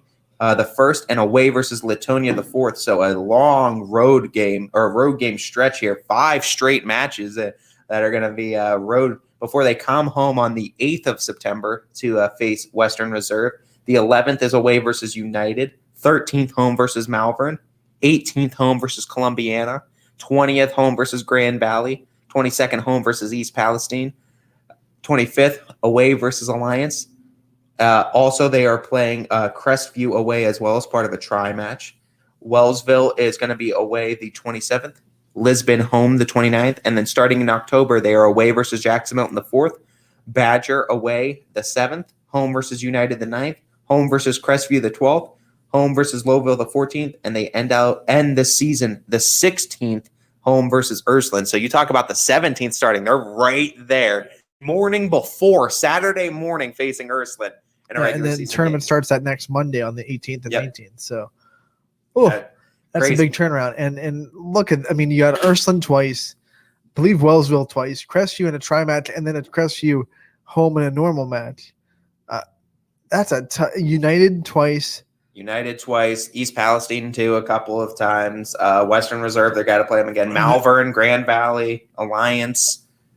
I mean, they're just doing their EOAC tour and then sprinkling it in with a couple of bigger schools. Yep. I mean, basically doing their EOAC tour and then adding teams like Malvern and stuff like that into it as well. But yeah, looking at this team, this is exactly what they do and why they're independent, because they look to schedule up. They're looking for tough competition and they're not shying away. They want to get these young girls experience. Let's just play devil's advocate for a minute and talk about what you think of the idea of Heartland Christian joining the EOAC. Like, I feel like it'd be a perfect fit for Heartland Christian. I feel like they love being independent, and obviously there are reasons for that. But I feel like they would really, I mean, especially in basketball.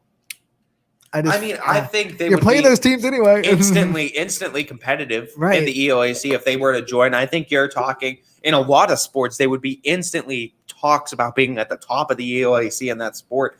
But some teams, it comes down to just wanting to play tougher competition in a complete schedule and being able to have the freedom to kind of schedule what you want is kind of what it is. I mean, sometimes that could work against you though, because at least when you're in a conference, you know you have X amount of games on the docket that you're guaranteed to play in a season. Right. Where Heartland, you're going to have to go out and grab some games and try to hope someone's going to schedule you. Might take some stress off the AD to know that you're contractually obligated to play 8 teams. Yeah, exactly. Twice. But I mean, some teams like this, and I mean, it's all, I guess, a preference thing. Not saying it's bad. I'm just saying, I was just playing devil's advocate, you know. No, absolutely. And you could definitely, I see reasons to doing it both ways.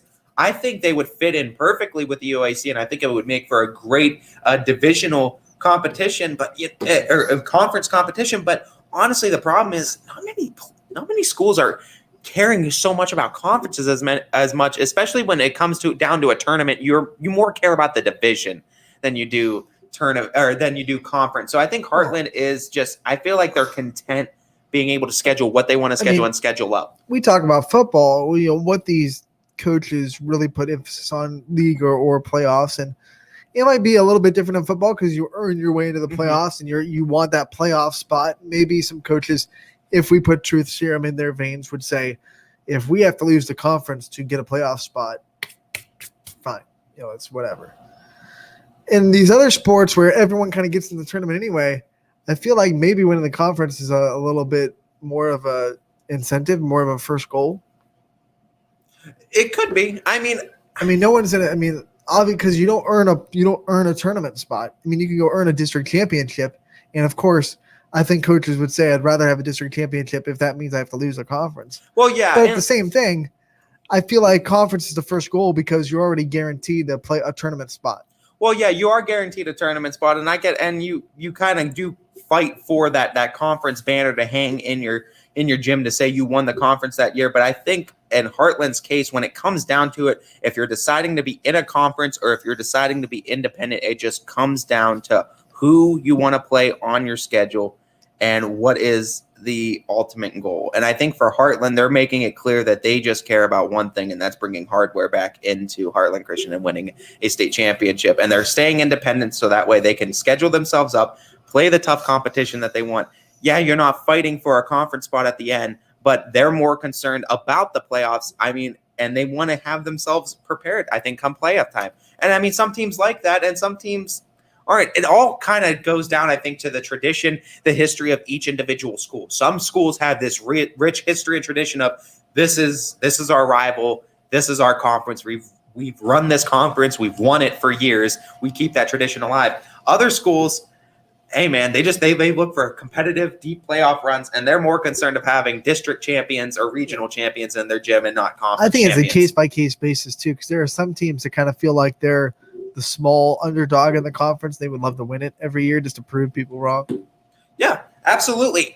Point is, conferences I like in every sport regardless, and I love that teams have the option to be in one or not, because either way, it gives someone a reason to play the sport, and any added motivation in sports is beautiful. Well, later in the show, if we have time, after we finish all of our local stuff, because we are local first on this show, absolutely every time. We are not going to derail local to talk national, ever. I promise you that. But if we have time at the end, we do want to talk a little bit about the ACC, Big Ten, and the way they're alliancing and what this all means about the importance of conferences. Do we need conferences anymore? It's a discussion, and now we're kind of trickling it into high school a little bit. And I mean, you could relate it to high school very, very easily too, especially talking with these independent schools as well. If let's say the NE8 adds a couple more teams, all of a sudden the NE8 becomes a powerhouse. Does that put pressure on the MVAC to add a couple more teams? We see them adding Garfield. MVAC call up Canton South or something like that and say, hey, and things like that. I mean, it's murkying a little. And that's the biggest thing is college is murkying the waters a little bit. You don't want because if they start doing this, because then you worry, because it all comes down to a recruitment thing at the end. Right. It all comes down to recruitment. It all comes down to, which is a dirty word in high school, which we do not talk about. But I mean, you talk about it at all levels. Say there are two teams. Say you do get two of those powerhouse teams that do go into the NE8. Say Crestview and Springfield, just all of a sudden they're in the NE8 now, and there's 10 teams in the NE8. It's the NE10, whatever you want to call it, whatever. But you add these teams, NE8, but now add 14 teams. But now you have a full schedule of games against powerhouse opponents almost every week. Right. Who's going to those powerhouse schools? Some of the best talent in the area. And where do all the good players want to go? To the powerhouse schools, because that's where they're going to get looked at. That's where they're going to play the toughest competition. That's where they're going to get better. And now all of a sudden, the smaller schools that if Girard and Springfield were to leave in that MVAC, they're looking like, you're taking all of our kids. All of our kids are leaving now to go to these schools. Their parents are coincidentally moving to the Crestview area and now taking the kids with them. It becomes a recruiting issue at the end of the day, and it becomes an issue for and that's for kids. What we don't want to see trickle from college into high school. I mean, that would be wild west in high school, and it's already a little bit of that. You see little glimpses of kids transferring and everything like that, but I feel like the doors would kick open. If there needs to be some sort of overseeing body to make sure that there is still a fair good overseeing body. Yeah, exactly. You need to be a good overseeing body to make sure this. Just got a little tickle at my throat. I mean, you know what? We've been derailed a little bit. Let's dive. We did Heartland's schedule, didn't we? We did. Heartland's schedule. We went through Heartland's. Went through Heartland's schedule. Let's get back to these volleyball previews and finish them with JFK. Talk about what the Eagles are bringing back this year and what to look forward to in 2021. Yeah, JFK again, 4-12 last year. And I mean, honestly, just some players that they're looking to bring back, coming back as a senior, looking to be their captain. I think Chloe Coates is going to be coming back this year. I think she's the biggest one. Bethany Moten, a junior. She's going to be coming back this year as well as Cassandra Binion coming back as a senior. Mariana Diana is going to be coming back as a sophomore as well. Layla Brady coming back as a sophomore. Julia Toth as a junior. Abby Williams as a junior. Lucy Wetzel as a junior. Shay Westfall as a senior. Madison Powers as a sophomore. Katie Ruggieri coming back as a junior. Reagan Roberts coming back as a sophomore. And then Rachel Varga coming back as a senior. And then Ellie, Rink coming back as a sophomore as well. So not a whole lot of seniors. I think there was a few. Jasmine Whitman was one that seniored out. Nadia Blackwell is another. Jenna Sasnovsky, is another one that seniored out.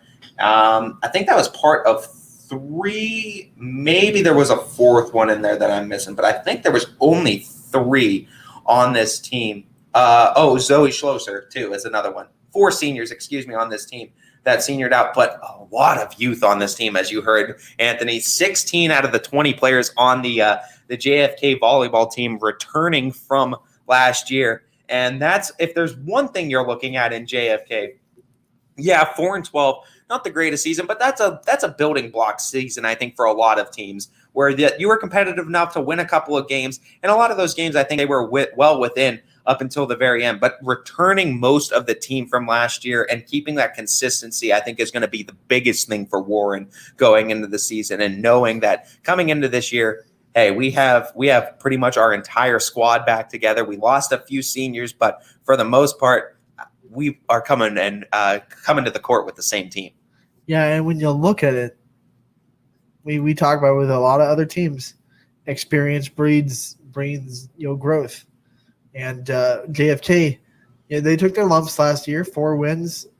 They're going to bring back a lot of experience and be ready for this season.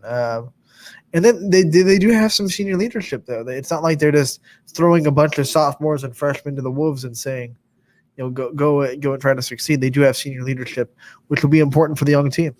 Absolutely. And I mean, this is one of those teams that is just incredibly balanced, top to bottom, with just players of all ages. I mean, a good amount of sophomores, good amount of juniors, and good amount of seniors all returning from last year. And you got to imagine that with those 4 roster spots open, that they're going to add some freshmen to that roster as well, or some freshmen are going to make the roster as well. And I think it all just goes back to JFK just trying to build the team as they're saying goodbye to them, and they're just trying to have a good team and good foundation. Another exciting note: new gym floor in JFK, so home games will be fun. Yeah, I mean, it's always fun whenever you get new floors too, and it's always cool to see what each team, if they try to do anything new with the logo or what kind of wood they elect to go with. Some of them go with a darker type too, but I mean, it'll be cool definitely to see what JFK's new court and new floor looks like on ysnlive.com. Trying to. I know their coach posted a picture of it. I'm going to try to bring it up on Twitter and see if I can find it, because I know I saw it and I said, "Oh, this looks nice." Talk a little bit about JFK's schedule and what they have in front of them in 2021. Yeah, so played this past Saturday against Cheney. They played that. That was at an 11 a.m. start time. They go from there. They are playing tonight against the Academy of Urban Scholars. That's going to be at JFK. That's a home game. The 25th, tomorrow, they're playing Youngstown East home. Saturday, they are away versus Lowville. Next Tuesday, the 31st of August, they are away versus Ravenna Southeast. Before starting in September, they come home the 2nd to face Rootstown. They're away the 7th versus Cleveland Central Catholic. Home the 9th versus Mogador. Away the 11th versus Newton Falls. Away the 13th versus Columbiana. Away the 14th versus St. Thomas Aquinas. Away the 16th versus Lake Center Christian. Home the 20th versus Champion. Home the 21st versus Southeast. Home the 27th versus Cleveland Central Catholic. Away the 28th versus Rootstown. Away the 30th versus Mogador. Starting in October the 5th, they're home versus St. Thomas. The 6th, they're home versus Ursuline. The 7th, home versus Academy of Urban Scholars. The 11th, away versus Warren G. Harding. And then they close out the season, the 12th, home versus Lake Center Christian. Yeah, closing out the season at home against Lake Center Christian, that's going to be tough. Lake Center is a good volleyball program.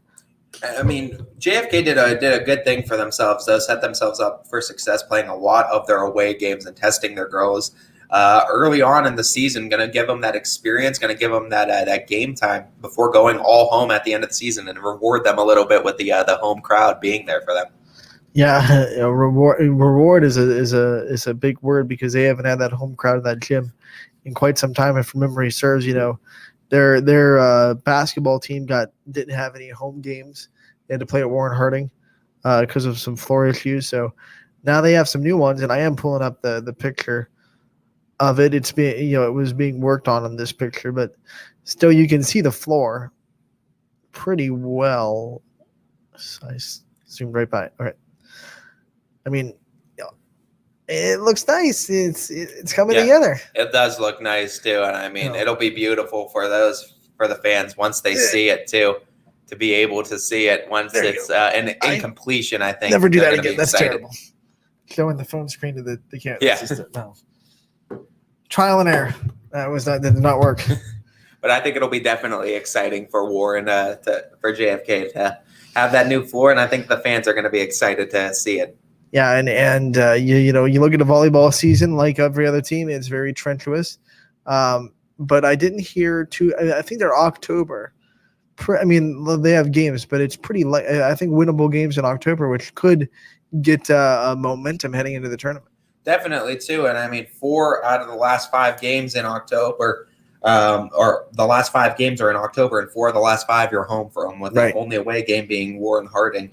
Which again is I think last night. It's a winnable game for JFK, I think. But they are tough. They are tough, and they can come back at you. You got to put them away when you have them down, because that proved to be Struther's mistake last night. Is they had them down those 2-0, and they didn't put them away. And if you let Warren Harding stick around, they'll make sure they stick around for as long as they can. Then, so that's the biggest thing for JFK is if you get up on Warren Harding, you got to put them away. JFK should be improved and should have a lot of momentum heading into tournament time, which once again starts on the week of October 18th is when the start of sectional start. Yeah, and I think it'll be interesting to see what JFK's volleyball team looks like. I think you're going to expect improvements from their last year's volleyball team. I can't wrap my head around it. Like less than 2 months, tournament starts in volleyball. It's crazy. That season is this. Yeah, such a quick season. It's a long 22-game season, but it's squeezed into a month and a half. I mean, so compact. It really is. A lot of volleyball, and most of the programs have 3 games a week, maybe 4. Yeah, a lot of programs. You don't get a lot of practice time between games.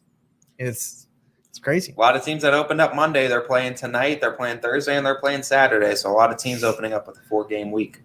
Yeah, and you can practice on Friday, but it's also harder because obviously everyone wants to be done for the football game. So let me tell you, there's nothing going on during football. Like football, one's practicing.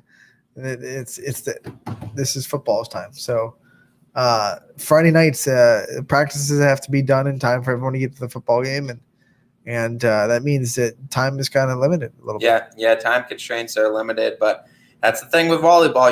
You're taught to coach it a little bit differently because of these time constraints, so that all the area coaches are well within, and they know what they're doing with these teams. I think they'll be fine. So I mean, pat ourselves on the back a little bit because we've officially previewed every single volleyball team on that wall. Yeah, all of them over here.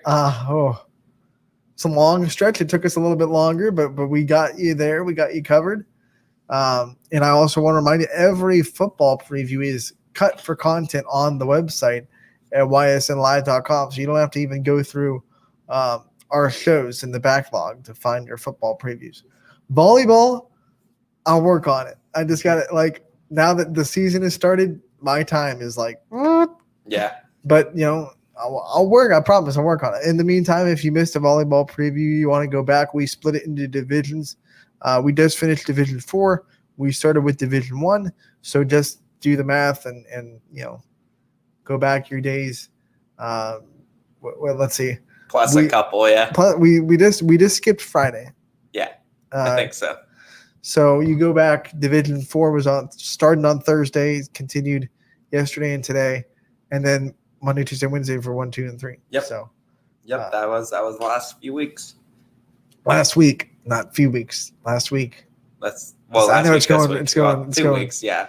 Tuesday. It's only Tuesday. Well, I mean, we're still in. We're still in this week. Ty's trying to get out of the week before it's even started. He's ready for Friday. Yeah, I am. I am ready for football Friday. I'm ready for this week to get going a little bit. This is one of my slower days as far as not doing much with YSN. So I'm ready to get into more of the YSN centered days. Unfortunately, it's a slower day for us as far as guests. We have a lot of them confirmed for the rest of the week, but if Tuesday turned into like a black hole where where no one was really available on the Tuesday. But we can announce tomorrow at let's see, I want to make sure I get all these times right. Tomorrow at 12:30, we have confirmed that Randy Clark, head coach of the Brookfield Warrior football team, will be joining us on ysnlive.com. Also tomorrow at 2:30, Christina Baker, head coach of Newton Falls volleyball, will be joining us. That is confirmed. Friday, starting off the show at 12:15, we have Kathy Kamara, head coach of South Range volleyball. That's going to be a heavy conversation because obviously everything that South Range is going through, we're going to talk about that, what it feels like to kind of take that mantle. She's still commuting a lot, so I think she'll be joining us from Virginia, traveling for work. So she's taken up a lot to help this program out. So look forward to talking to her. And also Friday, let me just get this time right to make sure. Friday at noon, so to lead off the show, we will be talking to Niles volleyball senior Logan Lewis. Logan is 49 digs away from 1,000 in her career, and she is a captain of the Niles volleyball team. So we'll talk with her on Friday. So we got guests coming. It just none of them landed on Tuesday. Yeah, unfortunately, what can you do? We don't pass go and we don't collect $200 either. So it's unfortunate today. But starting tomorrow, we're going to be right back. We're not going to jail. Don't worry. Yeah, we're not going to jail. I don't like that metaphor, Tom. It feels like we were jailed from guests today, though. But no, we're going to be able to get back to guests. And, of course, Brian Toolner are going to be on, as always, on Wednesday, too. So we got a full slate of guests. Tuesday, it didn't work out well this week just because we have a lot of teams going volleyball back-to-backs Monday to Tuesday. Yesterday and today. So a lot of volleyball coaches are busy. Soccer's always in full swing right around now. Wednesday, I think, is a big day coming up too. So a lot of teams are practicing. We have some more in the works that haven't confirmed times yet. We're working on some other teams. We want to get people on. We also have Steve Leslie out doing Coach's Corners. He did Seth Antrim live from Coco's Pizza last night. So that's up on the website, Boardman Football. We have you did well, let's just segue right into it because you had a conversation this morning with Jody Bartlett, Austintown Fitch head coach for the volleyball team. That'll drop a little bit later today on the website. Preview that talk. What kind of things you talked about? What kind of things? I mean, that was your first interview with Jody Bartlett. What kind of things you took away from talking with her? And Fitch opens the season tonight with Ursuline.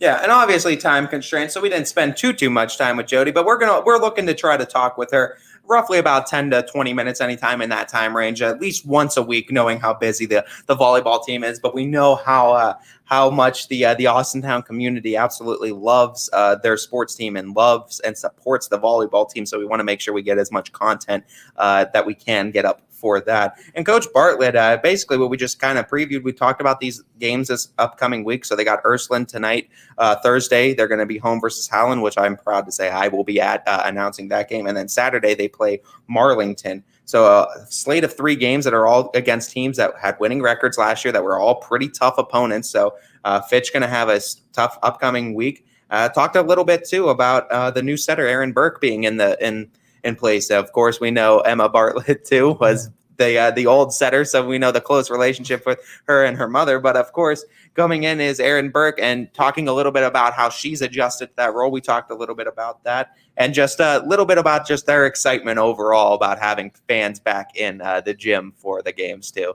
So just a nice little low profile interview talking with Coach Bartlett a little bit before their game tonight and just kind of previewing what they have going on tonight and the rest of the week for the Falcons.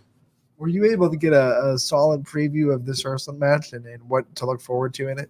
I mean, talking with her about the Ursuline match, I mean, what she was basically just talking about is how effective Jocelyn Jordan, is going to need to be as well. I mean, you talk about she's coming into her junior year. She's moving to the outside as a hitter, so you're expecting her kill percentage and her kills overall to go up, and that's going to be a huge offensive weapon. Of course, Aaron Burke playing within that system too is going to be huge, and I think that's kind of why we centered around Aaron Burke and used the Aaron Burke question, because I think that's going to be one of the biggest keys for Austintown tonight for victory and going forward in the season is getting that new setter acquainted and accustomed to playing with all these top kill getters and being able to get that chemistry between Burke and Jocelyn Jordan, between Burke and Leskovac, so that way they all know how to play on the court. And that's up to the captains and Leskovac and Jordan to make sure that the team is ready to go by tonight. But I think that's going to be a huge key, is looking at the setter and Aaron Burke, because the Falcons, unlike a lot of teams we see in the area run 6-2, Falcons run a 5-1. So it is Burke. It's Aaron Burke. Yeah. Aaron Burke, yep. So it is her. It's her show. There's no other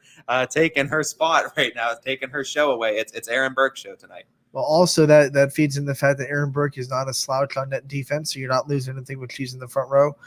She could be an aggressive setter, dump it over on you. You're not losing that with her in the front row. So a lot of area teams like to have 6 hitters on the court at once with a 6-2. You don't lose too much offense when you have or defense when you have Aaron Burke up there in the front row.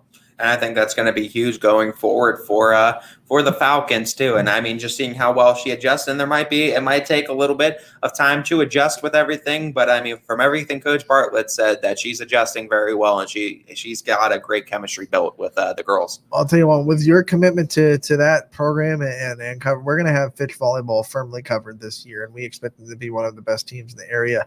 We're going to talk to more players. We're going to talk to Coach Bartlett on a weekly basis. Don't worry. Fitch will be taken care of, and we're taking care of all of our other teams too. We had Niles volleyball captain coming on Friday, Newton Falls tomorrow at 2:30, South Range volleyball head coach coming on Friday at 12:15. So, I keep reinsinuating, don't worry, we are covering all the other sports here on YSN. We are very dedicated to making sure that the other athletes that normally don't get the limelight in other media outlets get it here at YSN. Yep, and I mean, we've been showcasing that too, showcasing all of our athletes the last few weeks, and we continue to do so, and we intend to do so going forward. You know what's exciting tonight? Howland State Champions return to action for boys soccer. Yep, it'll be a fun time too, and getting to see the state champs. They play Boardman at home, and that's like, if you had to anticipate a soccer game, probably the most anticipated soccer match of the whole year is just seeing Howland come back, and they have a chance to run right back to the state championship game. And they very well might. We know Howland, and how excited we are to have the Howland Tigers represented under our YSN Live We banner. got them. They came into the family. Yeah, they did. And I mean, we were trying for a while. Last year was hard. They weren't a part of the family. We tried to give them a little bit of props for that state championship, but at the same time, it was like, it was now really it's like, hard let's too, go Howland, let's go. We're so entrenched too with our AAC teams, both myself with Austintown, Richie with Campfield too, and then we have great coverage over in Boardman as well. We're so entrenched in these AAC teams, and Howland is one of those teams that Richie always had to mention. I always had to mention too. And just talking about Howland and knowing Howland players, because we all had to see these Howland players multiple times throughout the year. Nice to have them under the banner. Almost have the whole AAC under our banner. There's another team I think that's in the AAC. Not be named. Yeah, I know. We're not going to talk about it. We're looking at you. We are looking at you. That other team in that AAC. We won't bite. I don't know. I can't even remember the color scheme, Anthony. But there's another team in that AAC that if we have them, we could have that complete one. And we're looking at you. We want the complete set. Yeah, we want we talked about Monopoly. We talked about Pass and Go getting $200. I need Boardwalk and Park Place. Can I just get my complete set? I want to put the hotels on the so properties. If any other media outlet lands on that school, yeah, we can say you owe us now. Yeah. Man. we need. You can't land on Park Place without owing YSN. We're trying to build the YSN. We're trying to build a monopoly. Yeah, but no, not really though, because that's illegal. Yeah, we're not trying to build a monopoly, and people get the metaphor. But no, we're definitely excited though to have the Howland program. We know how huge that school is too, and how much participation they have in all their athletics. Excited especially to have the football team, because we know how many times the Howland football team played so many of our YSN schools last year anyway. So nice to just have them fully covered and get their representation, and for us to get a deeper dive and deeper looks at all the players and talent at Howland, because there's a lot congregated over there. Yeah, we're so excited to not, like last year, we respected Howland's soccer run, and we gave the tip of the hat. This year we get to get under it and really, really charge into the whatever the success they're going to have. That's exciting, and of course, soccer's taking over in Howland because they return tonight against Boardman at home. That'll be a fun one. We'll preview other games tonight towards the end of the show. There's plenty of games on the docket that are happening tonight on the I don't know how many on the network, but definitely around the area. I'll be in Girard. I can tell you that for sure. Yeah, I mean, like we said, Tuesday right now, a little bit slower day. There's still going to be stuff on the network. You could always count on something being on the network. We're on the network right now, YSNLive.com, by the way. Content always being released, too. If there isn't anything currently live on the network, there's always content being released anyway. So we always got you covered. But, yeah, I mean, today, right now, it's a lot of opening volleyball matches, too. And this is more of an encouragement, too. For opening night for a lot of teams volleyball and a lot of teams home opener, get out there and go support the team. I mean, we love having it live for everyone that can't make it in attendance. Take this as an opportunity to make it in attendance. Go out and support these schools. Go out there and have full crowds in these volleyball matches. Hey, if you're going to a volleyball match and you want to see another one, maybe it's on YSNLive.com. You can watch one while you're watching the other. Yeah, I mean, it's one of the beautiful things about YSN. You can watch it anywhere. So. Support these schools, support these kids, and support these teams because I hate to say it, but we see what's happening with football. You don't know what the time or when the next game is that might not be able to happen, or the next time you might be barred from watching them play. So watch them while you can and get it while it's hot because it's going to be prevalent tonight. And from what I'm understanding, there's not any cancellations in it. Everything's pretty much open. Get out there, support these volleyball teams, and support these schools because they might need you later on. It was interesting last year. We saw a little bit of football get canceled towards the playoffs. Maybe one team, I think Champion, had to forfeit, and then a couple of games lost. Volleyball kind of went through the whole season and wasn't affected by COVID at all. Well, I don't have to knock on wood. It's already happened last year. There were no tournament cancellations. It was kind of a weird thing why volleyball was the one that no one got anything. And basketball had a handful, but volleyball pretty much stayed clean. And I think it just has to do with volleyball. There's not a lot of that face to they're all touching the ball, but I mean, there's not a lot of face-to-face interactions. And I also think team size has a lot to do with it when you're talking football and volleyball, because team size, you just have a lot of outsiders coming in too. And I mean, if one person has it, that could spread it to everybody. But volleyball, generally smaller rosters, usually you don't see anything over 20, and 20 is usually even big too. That's usually a big roster. You know what I think is it's a big change that took me a while to get used to, but it makes sense. You don't switch sides in this COVID area of volleyball.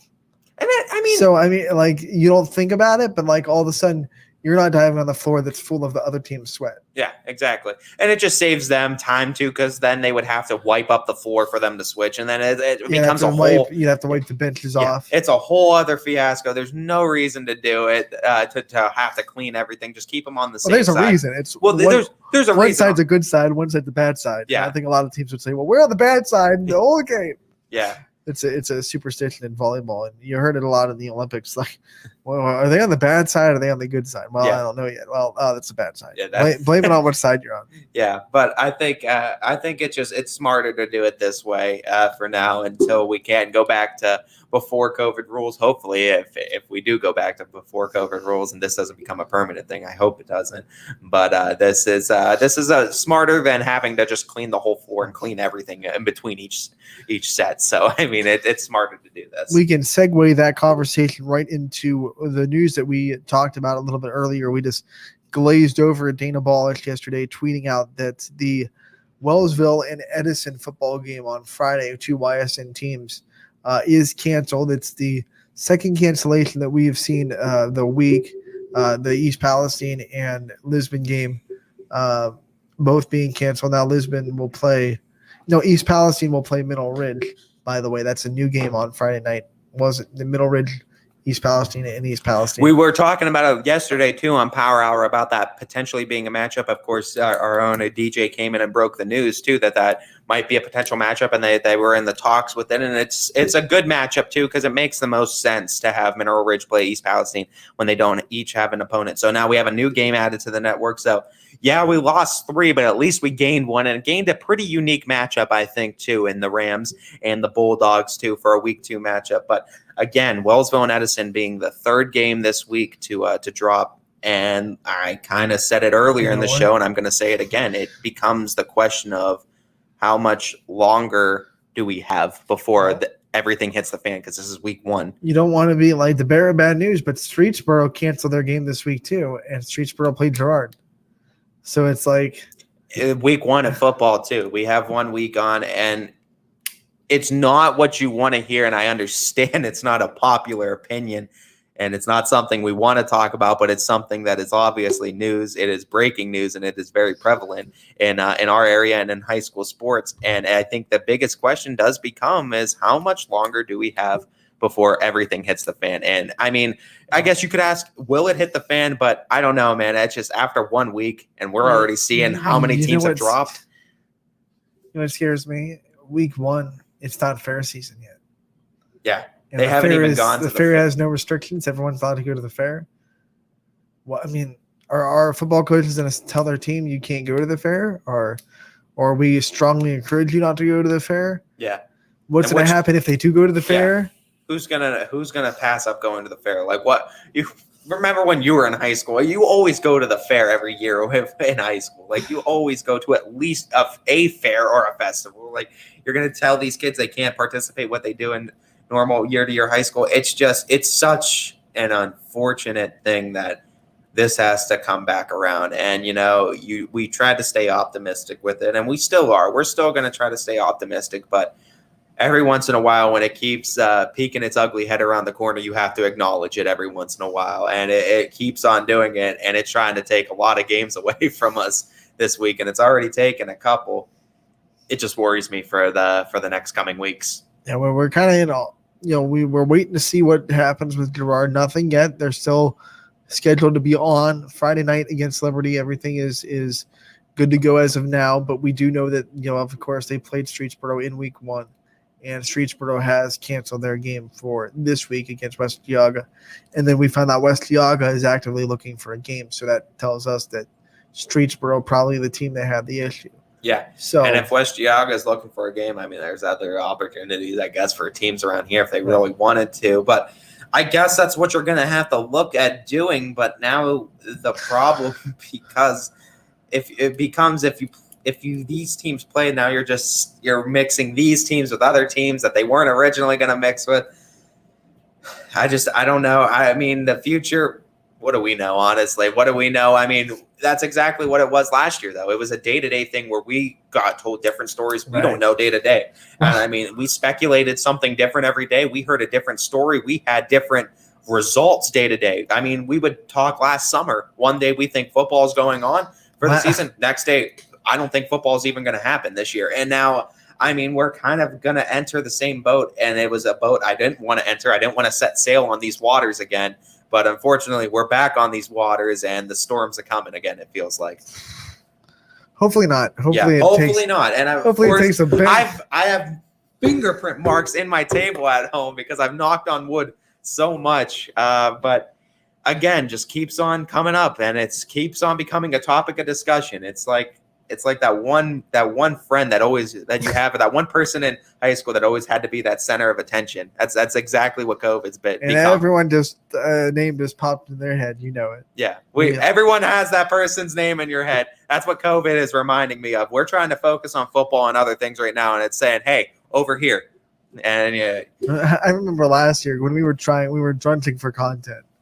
One of the questions we popped up on the Power Hour was, what athlete reminds you the most of COVID-19? Oh, my God. That's a great question. I wish I was here for that question. That's a great question. And you could take it like as a positive thing, like the guy that just won't go away, or you could just like the negative thing, like the guy that's so annoying and he won't shut up. But it was interesting to see how different people – one person said Tom Brady just because he won't go away. Yeah, just because he's so good. Too, and he wreaks havoc on the rest of the league. I know. I know it was probably you. I think you're name not. dropping yourself. I did not say Tom Brady. Was it after this past Super Bowl where you said? I don't. No.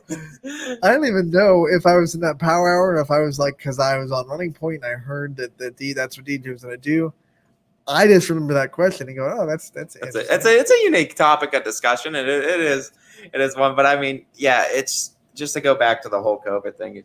We hope, and we're hoping that there could be a turnaround. And I mean, who knows too? I mean, I'm not trying to get anything political with it, and I'm not going to. But from what we've heard, there's been a lot of people that took the first dose of the vaccine. It's going to take some time for those numbers to go up, and I think that's what they're looking at is numbers. So. Maybe some people got the vaccine, the numbers will go down, and maybe they'll get off of our backs some. I don't know. It's just it's odd to me that we have a vaccine out and we're still making problems of it. But here we are, and here it is, peeking its ugly head around the corner again. Well, here's a newsflash, people. It takes a while to eradicate a pandemic. It does. It does. You look at a history book, see how long it took to get rid of the breakout in 1920. It just no matter how advanced you are, it's going to spread a little bit. People are going to get sick. We have to be a little bit more patient as people. We do have to be patient as people, but I mean at some point too, I feel like we're taking so much away from the kids, and I think that's the biggest thing I feel bad for is that these kids, some kids already were deprived of a senior season in sports. Some kids were already deprived last year of a normal senior year by any stretch of the imagination, a normal senior year last year.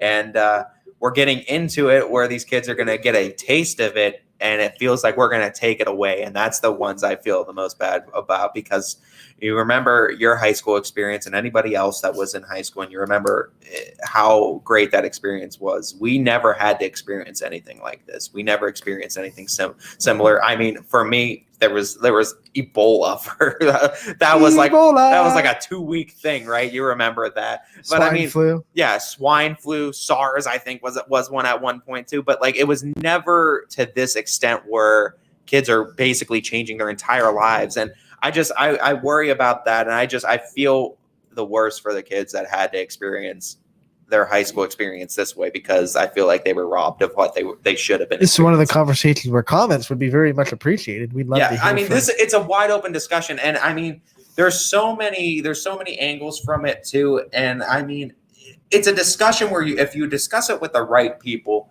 and you have the right minds there, it could be a good discussion. The problem is when you turn it political and then it becomes a screaming match.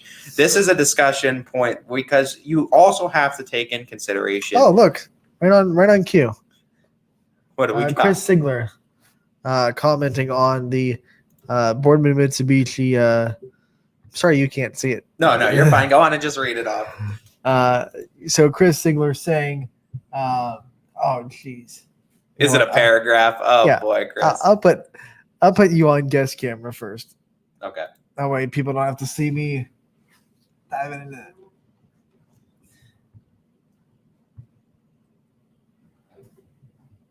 Oh, well. He's just bringing up the point that school is yet to start yet.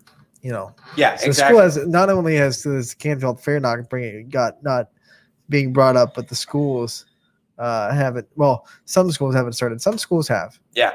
And it comes down to it. I mean, it's unfortunate because, like I said, you don't want these kids to be deprived of yet another season or yet another normal season. But luckily, right now, I don't think we're anywhere close to that. No. And I mean, of course, yeah, you knock on wood. You just don't want to see anything go back to what it was because it was unfortunate. And I hope we never go back to the limited capacity. Yeah. And I mean, we hope that this is just the worst where I can deal with a few cancellations this year if we have to because of those issues. But it worries me because I don't feel like it's going to be just a few because we're week 1 into the season and we're looking at 6 teams that we know, 4 for sure. Now that Mineral Ridge and EP, but 4 for sure under the YSN banner that aren't playing now this week because of COVID concerns. And that's not even incorporating what volleyball teams are going to be doing. And that's not even incorporating the fact that school is going to be starting like Chris Ziegler said as well. So, I mean, you look at everything that has yet to even start. Fairs, like you said, Anthony, need to start. And I worry that this thing is going to kick up. And yeah, of course, at the end of the day, safety is always the most important thing. And of course, you want to make sure that all these kids are safe when they're playing. And if one kid is to get sick and God forbid something serious happens, that's one is too much in my eyes as far as the area. So you want to make sure these kids are safe, but at the same time, you want to make sure that you're not taking away their high school experience as well. It's a fine line. It's a fine line that we don't want to walk, and I'm glad we don't have to walk. But the people that do have to walk it are walking the line anyway, and they're not picking a side on it either way. So I have never been more glad that I am not an athletic director. Yeah, I mean, and that's the biggest thing, and that's why I keep on stressing: go support these schools while you can, while there's limited restrictions on you. Go support these schools, support these athletes, support these programs, because they're going to need you right now, because there might not be as much of an opportunity to do it later on. Do it while you can and support these schools, especially tonight. Big opening night for volleyball. A lot of area schools. Get out there and support those schools and get out there and fill those crowds up for these girls tonight. That message can be mirrored in the athletes. Like, go out there and play like it might be your last play. Exactly. Because you just don't know. Same thing too with the athletes of other teams. Go out there and support your school, support the other athletes too, because this might be the time where you guys get to all be together under one roof, one banner again, and cheering as a whole United Student section for another game. So go out there. Go to the game. I mean, you got to pack it in too. Like, you got a football game 4 times a week. Go to all the volleyball games. Have a large student section. Bring the same energy you bring to football, because you might only be able to do that for a couple football games if track keeps on going bad. So bring that energy like football to volleyball and have football 4 times a week. I have a distinct feeling there will be a lot of people at Howland tonight for that soccer game. There probably will, but you have to imagine there's going to be a lot. There's no way that there's not going to be. I have a sense of presence. That there's going to be a large group. And out. So we'll take a quick break. We'll be back with more on the Tuesday edition of Running Point, brought to you by Greenwood Chevrolet in Austintown. Hi, this is Tommy Clem, owner of WRS Insurance Solutions. WRS Insurance Solutions is a local independent agency that specializes in life, Medicare, long-term care, and disability products. Call us at 330-953-3722 or visit us at wrsinsurancesolutions.com to learn more. Good luck to all the student athletes in the Valley. News doesn't stop after the sun goes down. Sometimes you just have to hustle to get it.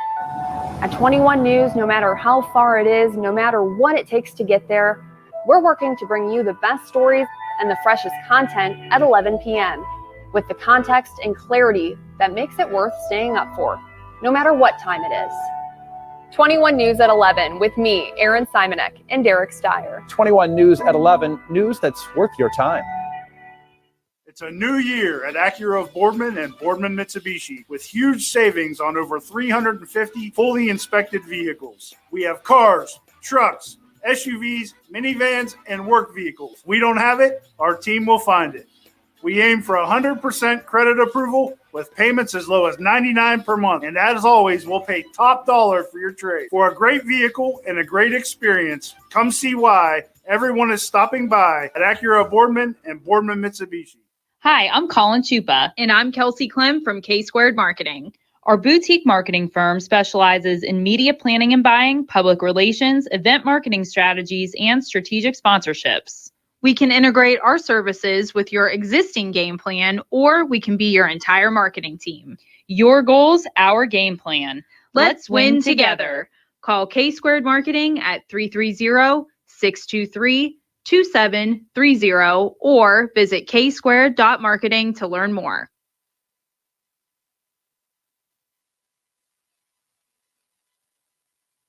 Working with your family can be stressful at times, but because they're family, you know that you're going to get a loving, honest answer, even when things don't make sense to any problem. Dealing with Medicare can be confusing and overwhelming. That's why here at Myers Family Insurance, we do our best to give you honest and caring answers to all of your questions.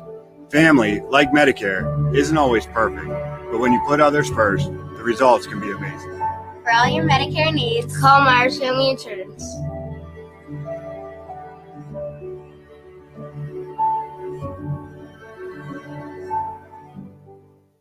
At Greenwood Chevrolet, shop with confidence knowing we're ready to go the extra mile for you. With the largest selection of used vehicles in the Valley, backed by the Greenwood Advantage Warranty. Only at Greenwood Chevrolet. 60 years ago, Baird Brothers Fine Hardwoods began with 3 siblings, a hand-set sawmill, and a few local orders.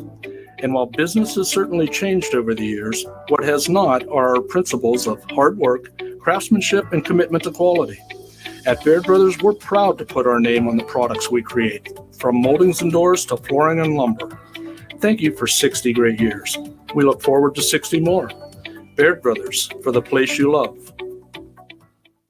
It's storm season. I think we're under the gun for some heavy storms over the next couple of hours. And Storm Tracker 21 is ready. This is probably the one we're keeping a closer eye on. On air. And locally, we're going to have a lot of eyes on our area. Online. All right, let's talk high-risk futurecast and the timing of this weather. On social media and on our app. Notice we'll have scattered showers on Thursday. Stay ready with Storm Tracker 21. The severe weather threat now through around sunset this evening.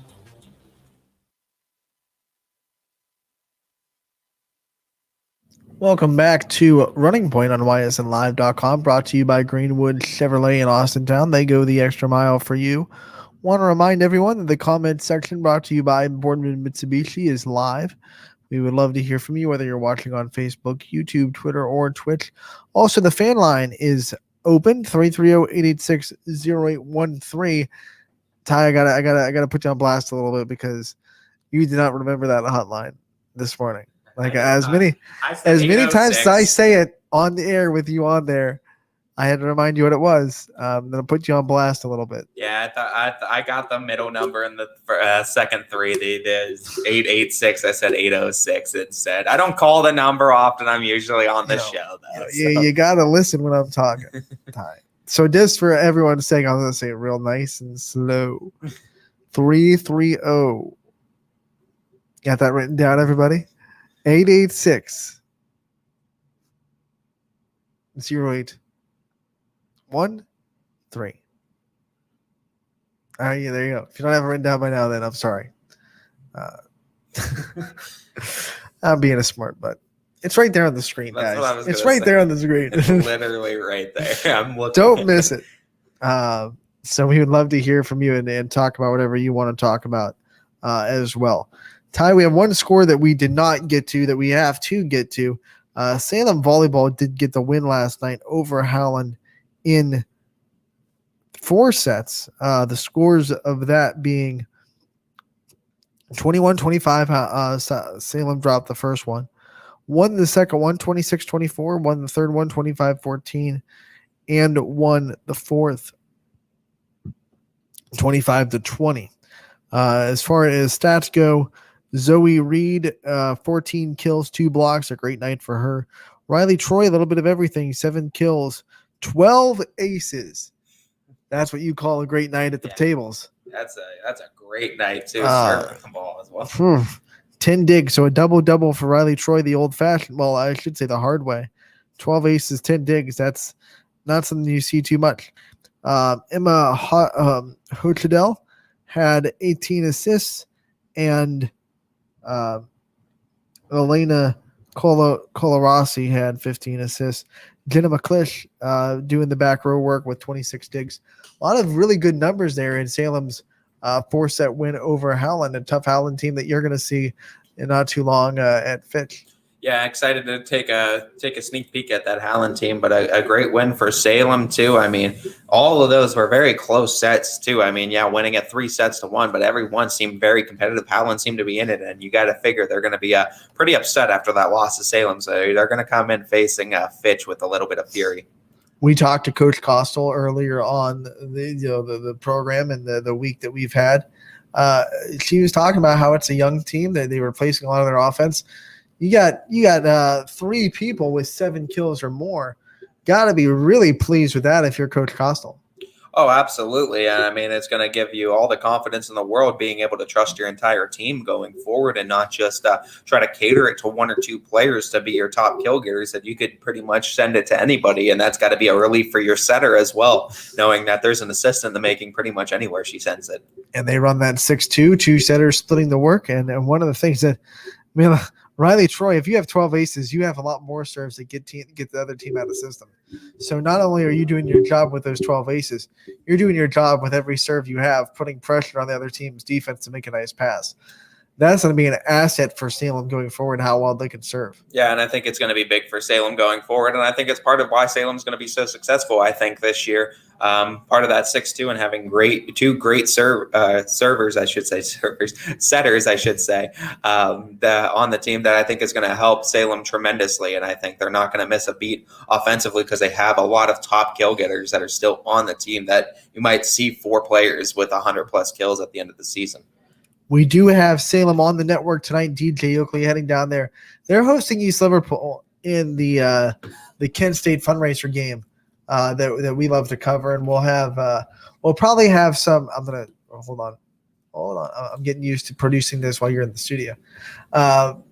We'll probably have some words with the Kent State dean like we do every year in that game. Going to be really fun to kind of be a part of that game. We're excited for it. They do it for volleyball and they do it for boys basketball when Salem and East Liverpool play each other. So we're excited for that one. Make sure to tune in. We'll have a photographer there as well, Gary Leininger, doing the work. Going to Salem, so we're going to have great content for that. Don't miss it. 7 o'clock, DJ Oakley will be in Salem for that one. East Liverpool, Salem. We previewed East Liverpool too, and East Liverpool has Dan McKinstry as a new head coach. A lot of stuff coming back. This should be a fun one tonight. It'll be a fun game to watch for sure tonight, a part of another volleyball matchup that's going to be covered by YSN too. So, I mean, get a little bit of volleyball action tonight, pair of games. I know you're going to be out in Girard as well, Anthony. So a couple of... We're going to talk about that next. Yeah, I mean, yeah, a couple of volleyball games that are on the docket for tonight as well as throughout the week as well. But, I mean, plenty of stuff for you to watch on the network tonight, a couple of volleyball games. And then, of course, we have all of our content. All of our football previews are up right now, so all that's up. We're going to have content such as I have a volleyball coaches preview too with Jody Bartlett before tonight's game too, and previewing this week for the Austintown Lady Falcons. That'll be hitting the scenes too, as well as all the recaps of the games last night too. Most of the ones that were finished that we were at, there's written write-ups. There's some video interviews too with the Struthers coaches, so those are up there as well. Check those out. But other than that, man, keep up to date with ysnlive.com. Keep up with our YouTube channel if you want to see any old videos, but ysnlive.com, always new stuff getting posted on that site every day. What a great plug for the YouTube channel. I want to remind people to subscribe to our YouTube page, and then when you do, hit that notification bell because we put up a lot of YouTube videos. You don't want to miss anything. So hit that notification button on our YouTube channel, and you will be notified every time that YSN puts up a YouTube video. You'll never miss your team. You'll never miss a coach's interview. You'll never miss a player interview. Just put 2 post-game interviews up last night from your game with Struthers. You can go check those out on our YouTube channel. It's a great place to see all of our video content that we put up. Yeah, absolutely. And I mean, keep up to date because we have coverage of all of our area teams, and there's videos for every single one. Football previews, every single team that is covered by YSN that is sporting a football team has a video up right there, right now on the YouTube channel. And I'll say that again, every single team that is covered by YSN has a football preview up on the YSN YouTube channel, YSN Live. Search it for YouTube. But I mean, every single team. I mean, we didn't skip over a single one. Every team that is over here that is under our banner, there's a video for you. So if you haven't checked out that content too for your team's football team, your school's football team, check it out too. We previewed all of them. Pretty in depth too. Pretty in depth, for sure. We have to preview this Girard Lakeview volleyball game tonight because boy, oh boy, oh boy, oh boy, oh boy, oh boy, oh boy, am I excited. Lakeview, they've won 3 NEA championships in a row. They've only lost 1 match inside the conference in that stretch. Girard, young, upcoming, very talented. Brie Littell, Lauren Pallone, Allie Durkin. We mentioned all those names. 400 plus kills for Lauren Palone last year, 200 plus kills for Littell. They're both coming back. Oh my gosh, is this going to be fun? It's going to be real fun. And of course, Lakeview, we know, coming off of that loss too to Crestview, I believe, which you were just at. And coming off of that loss, so you know they're going to be a little bit angry. But I mean, if you're Gerard, you could take that as, hey, are they down right now? Are they down on themselves? Is this an opportunity? I wouldn't think so. As this is going to be a great game. Don't fall in that trap, Gerard. Don't do it. Gerard might be coming in trying to get a win, thinking that they can get a win. Not that they're going to be easy, but they think that this is the prime opportunity to get one on Lakeview, and Lakeview's trying to respond after that the losses to Crestview. So looking at this, it's going to be a fun matchup tonight. And you can bring up the schedules from last year and correct me if I'm wrong. I believe last year the one Lakeview matchup with Gerard was a sweep. The next one Gerard lost in 5. I believe you're right as well, and I think you're right just because of doing the previews of all these teams. I believe that was the case. Because I remember the first match being like, oh man, Lakeview's just went in and handled this young Gerard team, and they're a little bit away from competing with Lakeview. And then the very next time they played each other, it was like, okay, Gerard made a lot of strides, and they're at this level. Going to be interesting to see. I mean, and Ty's going to correct me if I'm wrong, and I will handily accept it if I am. But if memory serves right, last year Gerard and Lakeview one match was 1-3-0 by Lakeview, the other one 3-2-1 by Lakeview. Yep, you're right, and that was I believe you're right. That was a 3-0. Yep, and then 3-2, and their 2 matchups with Lakeview. So haven't seen them I have since validated myself. September 24th of last year. So August 24th, almost 11 months to the day that they faced at the Lakeview last time. So 11 months is a long time between last time you matched up with the Bulldogs. Almost everyone from both teams is back. Yeah, and almost a whole year of experience, almost a full 12 months of experience added to each one of these players. It's going to be fun tonight. It's going to be fun tonight. Tune in, YSNLive.com. Lauren Palone, Brie Littell, Tara Lytle on Lakeview side, Maggie Pavansky on Lakeview side. Oh man, I'm excited to see if I'm giddy. I'm excited to see if Gerard goes to a 5-1 or if they stay at that 6-2 that they ran last year with Durkin and Sophie Griffith. You might have 5-minute intervals between each score. Because Sophie Griffith, was a part of that 6-2. She was a senior, graduated. Now they only have one returning setter. But with all those offensive production, and none of them are liabilities in the back row, I don't know if you still want to keep 3 hitters in the front row or not. It's going to be very interesting to see if Gerard stays with the 6-2. And I mean, they might. I mean, but I think it's going to be definitely interesting tonight because like I said, you might be getting 5-minute intervals before anybody scores because there might be a lot of back and forth in this game tonight. A lot of good swings. You're going to see some authoritative swings. And it's going to be fun to talk about tomorrow, too. We're going to have to. Going to definitely be talking about all the games, especially the ones that were on the network. We'll definitely go and do a little bit of a deeper dive into those games and what we saw last night, or tonight, we should say. Tonight going into tomorrow, we'll talk about that as well. But also, we just like previewing all the volleyball matchups in the area. Like we said, go out there and check them out. Okay, so we got some softball stuff to talk about, and softball has entered the news a little bit.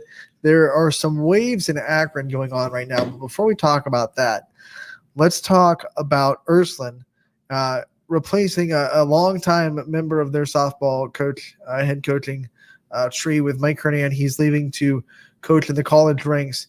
They bring in Christina Dugan to take over the program. Yeah, and I mean, we know what Coach Kernan did with over there. I mean, coaching multiple sports as well. I mean, obviously softball was you're stepping into these shoes.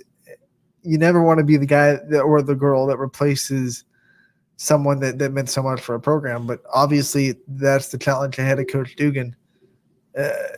What do you think about like that mentality of trying to, you can't go in trying to be Coach Kernan, of course, but you got to try to keep up that excellence, and the standard is still there. And Ursuline softball has had a standard of excellence for years. And go in there right now. Try to keep it up. You need to go in there I don't pay attention to what's been said before, and I don't pay attention to who did what before me, because I can't control that. If I'm the coach, if I'm Coach Dugan, I can't control what Coach Kernan did with Ursuline. I can't control that. I'm not going to be Coach Kernan. I'm never going to be. I need to be Coach Dugan, and I need to go in there. And for me to make my name, make my voice heard, I'm going in there and saying, we need to go into the season and we need to beat South Range. If South Range crosses us, we need to beat South Range, because South Range is the reason we don't have what we should have in our hardware collection right now. That's exactly what you need to go in there. You need to command the respect of that softball team and say, we are here to make it to the state championship, and we're here. If South Range is standing in our way next time, we're here to make sure. We're here to make sure that we get past whether South it be Range. in districts or whatever. I mean, like those two teams, they're largely going to lock. They're always gonna be in the same conversation. But I think that's big. That's Coach Dugan's biggest thing. He's got to go in there and say, I can't be Coach Kernan, and I'm never going to be, but I could be myself, and we can go in there and try to beat South Range this year. You said try to win the state championship, which is the perfect segue. There's some waves going on in Akron right now. The host of the OHSA state championship and state tournaments, Firestone Stadium. The organization that runs it is called the Racers Foundation, and they released this news release yesterday, which got a lot of people talking in the softball community. So they released a news release that said, and I'm going to quote it from the news release. It says that the Racers Foundation will contract to manage and conduct youth, amateur, high school, and collegiate softball events at Firestone Stadium. And the city of Akron is elected to not extend that contract. This made everyone think that Firestone Stadium was not going to host anything anymore. No youth tournaments, no high school, no college. They're also the host of the MAC tournament. So this got a lot of people thinking, well, okay, are we scrambling to find a new venue? What are we doing? This morning, the city of Akron posted this news release that says, the city of Akron is fully committed to supporting sports and programming at the stadium, including community favorites such as the OHSA state softball tournament. In fact, this move is designed to allow us to further expand programming while saving money. We look forward to continuing to build upon Firestone Stadium, build upon Firestone Stadium's rich history and the benefit of the Akron community. So that's what the city of Akron posted. Then the Racers Foundation quoted it, or whatever you want to shared it on Facebook with the caption that says, "Time will tell." ... That's so there's something's going on. Yeah, there's something going on. And I mean, nuclear if Firestone is not hosting softball tournaments anymore. Nuclear in the state of Ohio. There's no other venue that does what Firestone does for exactly. softball at the state tournament. It is going to be a nuclear amount of backlash if Firestone is not hosting softball tournaments from here on out. And I think that's why the city of Akron responded so quickly. Because they know everyone's going to be in an uproar. But I mean, Racers Foundation is basically, they're not happy about it. So they're putting it out there. It sounded like it wasn't a mutual discussion. There's definitely not a mutual discussion there, and I don't know if it seems to be coming from the city side that the issue is, and I don't know what the issue is arising from. But there's definitely a snag in the wire right now that's keeping the flow going here, and I don't know what it is. Time will tell. Hopefully, hopefully you figure it out, because I mean, it seems like, I mean, you hope. It could be a bluff, but I don't think that's a bluff. And I mean, now I will further update, because when I went on that page to look, now the Racers Foundation just shared it. They took away the time will tell, but I I mean, we talked about this before there. It was there. Yeah. They quoted that. Now they've retracted that. Someone probably said that's probably not a good idea in their social media department. Someone backed them up and said let's not do that. Deleted it and they shared it. But it absolutely shared with time will tell. No lies.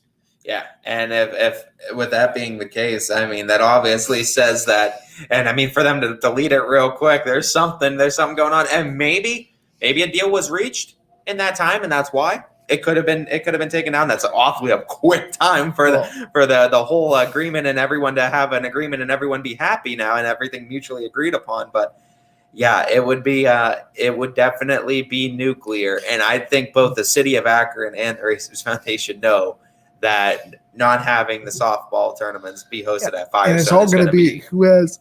I don't even know who has the leverage in that discussion, because I don't know who has the controlling factor of Firestone Stadium. I know the Racers Foundation, and it was the host of the Racers and Joey Arrieta, who owns the Racers Foundation and pretty much runs that stadium as far as maintenance and making the decisions on what goes into it. Is the head of the Racers Foundation. I don't know what goes into it as far as what the OHS say. Do they pay the city of Akron? Do they put money into the Racers Foundation to go there? And that's something I don't know, but it's interesting to see who has the leverage in that discussion. Yeah, I'm not really sure who, because there's leverage to have. Yeah. Because like you said, if that stadium goes away from hosting the state tournament, it's going to be an uproar. It is. It's going to be an uproar, and the people are going to be mad. Question is, who are they going to be mad at? And I think that's kind of why both of these organizations, or at least maybe that's why City of Akron is trying to tongue-in-cheek everything right now, where Racers Foundation saying time will tell. There might be something where City of Akron is trying to lowball. I don't know. I don't know what the situation is, and I mean, we don't want to comment and obviously, but make assumptions. But I mean, there's definitely something interesting going on between the Racers Foundation and the city of Akron right now, and they're going to be mad at whoever is the reason that this is going to be that Firestone won't be the host of softball anymore. If that were to happen, they're mad at whoever. I'll tell you, the Racers Foundation post yesterday, I saw it and I thought, well, okay, they're not hosting the state tournament anymore. That's what it made it sound like. Yeah. I don't think the city of Akron was too happy about that. Because they probably got a lot of phone calls. They probably did. Phone calls. I mean, honestly, if you want my opinion, and I mean that's just what it is. It's an opinion because I don't know discussions wise where they are, what even they're talking about. But it seems like the Racers Foundation has the full leverage in this, and that's saying that hey, everyone's going to be pissed off at the city of Akron at the end of the day if you guys don't allow us to. But I think it comes down to who controls Firestone Stadium. Yeah. I mean, and isn't that supposed to be the city of Akron, though? You'd think. You'd think city of Akron controls it.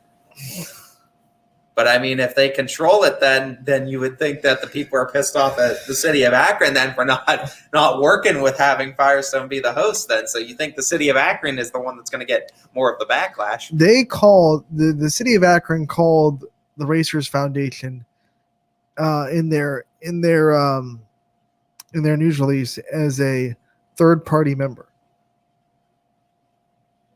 So I don't know if that means the Racers Foundation was collecting some of the money that the city of Akron would get from the people that were renting out Firestone Stadium.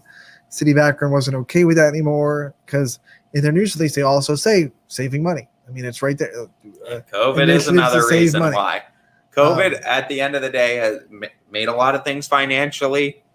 This reason why teams and why a lot of companies and organizations and government agencies and everything is doing these budget cuts now. And now this is what you're seeing. Because of COVID, the MAC softball did not have their tournament. So that's a big revenue stream for the Firestone out the window. The softball, travel tournaments were there, but I don't think they had full capacity at Akron Firestone over the summer. They still hosted the OHSAA, which of course it was full capacity. That stadium was rocking for every tournament game in that venue. But you take out a big college tournament, you take out a lot of the travel ball tournaments.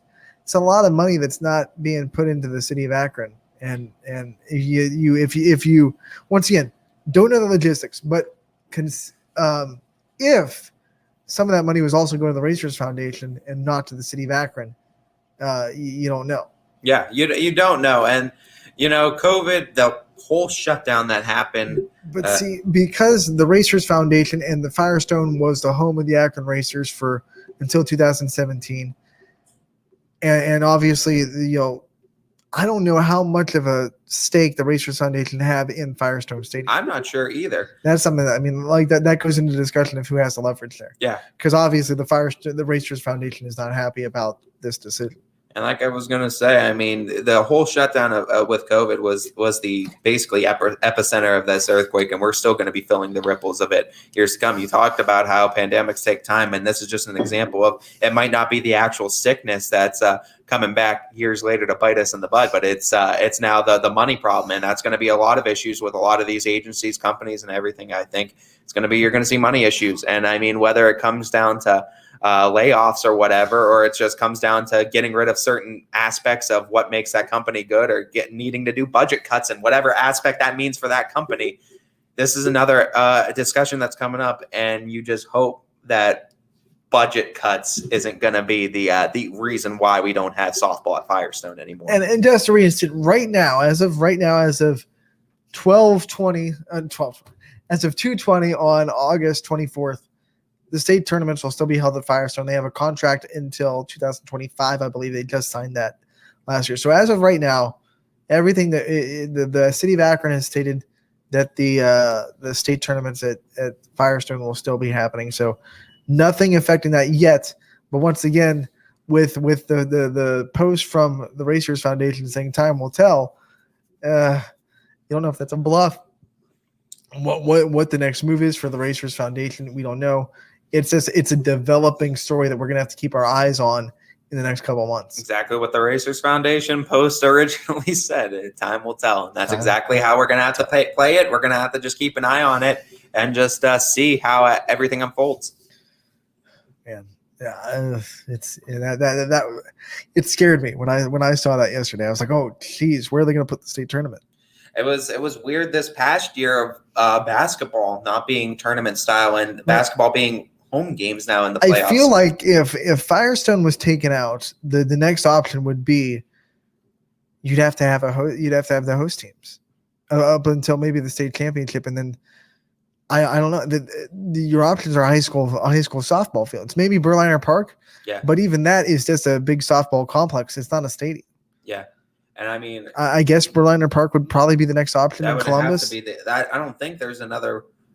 I don't think there's another big. There's no other stadium, softball stadium in Ohio. I think there's another. Unless you went to a college stadium and did it like Ohio State softball field. That's what I was about to say. Is like Ohio State might be the only other one. And I guess you could do that because by that time, college is in the College World Series, so no more home games for any college. Yeah, and that I was about to say that too. I was thinking about because you could move it right down to Columbus then and just go right to Ohio State's complex, and that might be what they do too. Which would be, it would be cool to play in the Ohio State complex, but it's not going to hold the same weight as Firestone. Obviously. It doesn't have the same history. It doesn't have the same. Firestone can hold more. It's a perfect venue for the state tournament. We hope that this whatever you want to call it, disagreement, dispute, doesn't end in saying that the games can't be hosted anymore at Firestone Stadium. And maybe that's one of the threats that the Racers Foundation will hold over the city of Akron. Like, if you don't let us in, then we're not giving you the keys to the stadium. I'm sure that Ohio State too would gladly host. I don't know. The volleyball tournament. You would think at least. They weren't gung ho about basketball and they lost to the Dayton.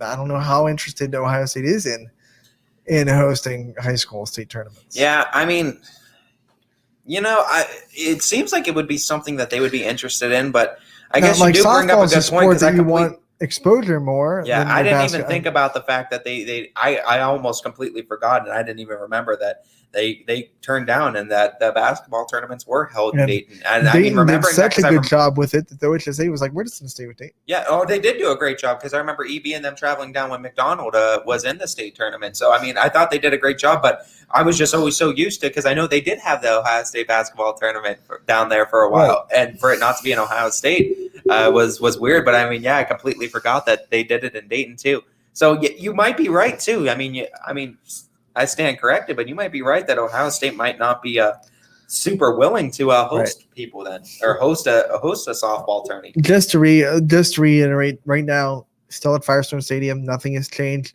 but it is a developing story that we will keep our eye on in the time to come as we go. We'll take a quick break and be back with this Tuesday edition of Running Point live on ysnlive.com, brought to you by Greenwood Chevrolet in Austintown. Every customer has a story, whether it's buying a car for the first time, helping them get approved, or finding the perfect car for their budget. I'm proud that people trust me with their story. I'm Tracy, and I'm ready to go the extra mile for you, only at Greenwood Chevrolet. When looking for home design inspiration, don't just be inspired, be Baird inspired. Whether new or remodeling, Baird Brothers has the latest trends like shiplap to refresh your home. Go from inspiration to installation with our wide selection of in-stock American hardwoods. From the rustic charm of antique oak to the warmth of traditional cherry, Baird Brothers has what you need to make your home inspiring. Baird Brothers, our family's heritage, your family's home. WRS Wealth Advisors is the area's premier wealth and retirement specialist. With our combined 70 years experience and comprehensive wealth strategy, we assist our clients attain their goals. Call 330-965-0370 to learn more about our individual and corporate financial planning services, or visit wrswealthadvisors.com. Good luck, athletes. At Hubbard Chevrolet, Hubbard can help you get the financing you need, regardless of your situation. I'm Tony Page, and I've helped thousands of customers in Northeast Ohio and Western Pennsylvania buy a vehicle. Bad credit, no problem. I can get you approved for a low-interest loan and maybe even a low-payment lease on a new car at the #1 Chevy dealership in Trumbull County for 3 years in a row. Visit HubbardChevy.com to get pre-approved or come see me, Tony Page, to get a new vehicle today. Remember, folks, Hubbard can help.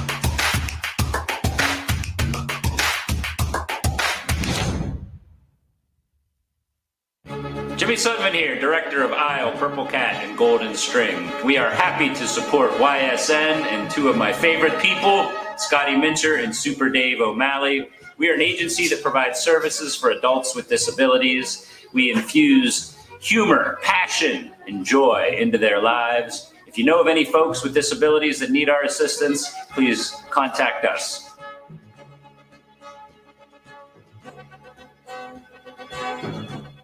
Your teams work hard and give it all they've got. Well, so does ours, because 21 Sports and YSN give you extra effort when covering local sports. 21 Sports and YSN, winning coverage of our Valley's teams. Planning a project around your home or rental property? Trust the electrical service to the local experts with 62 years of serving the Mahoning Valley. Joe Dickey Electric is your local go-to source for responsive, reliable residential electrical work. From everyday maintenance and repairs to new installations, electrical upgrades, and safety inspections, no job is too big or too small. Call Joe Dickey Electric today, 800-549-3976, or visit DickeyElectric.com. That's DickeyElectric.com.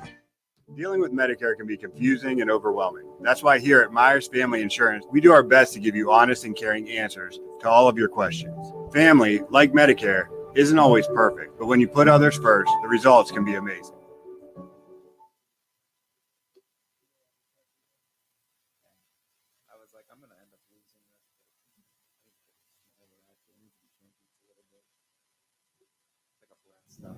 Welcome back to Running Point on ysnlive.com.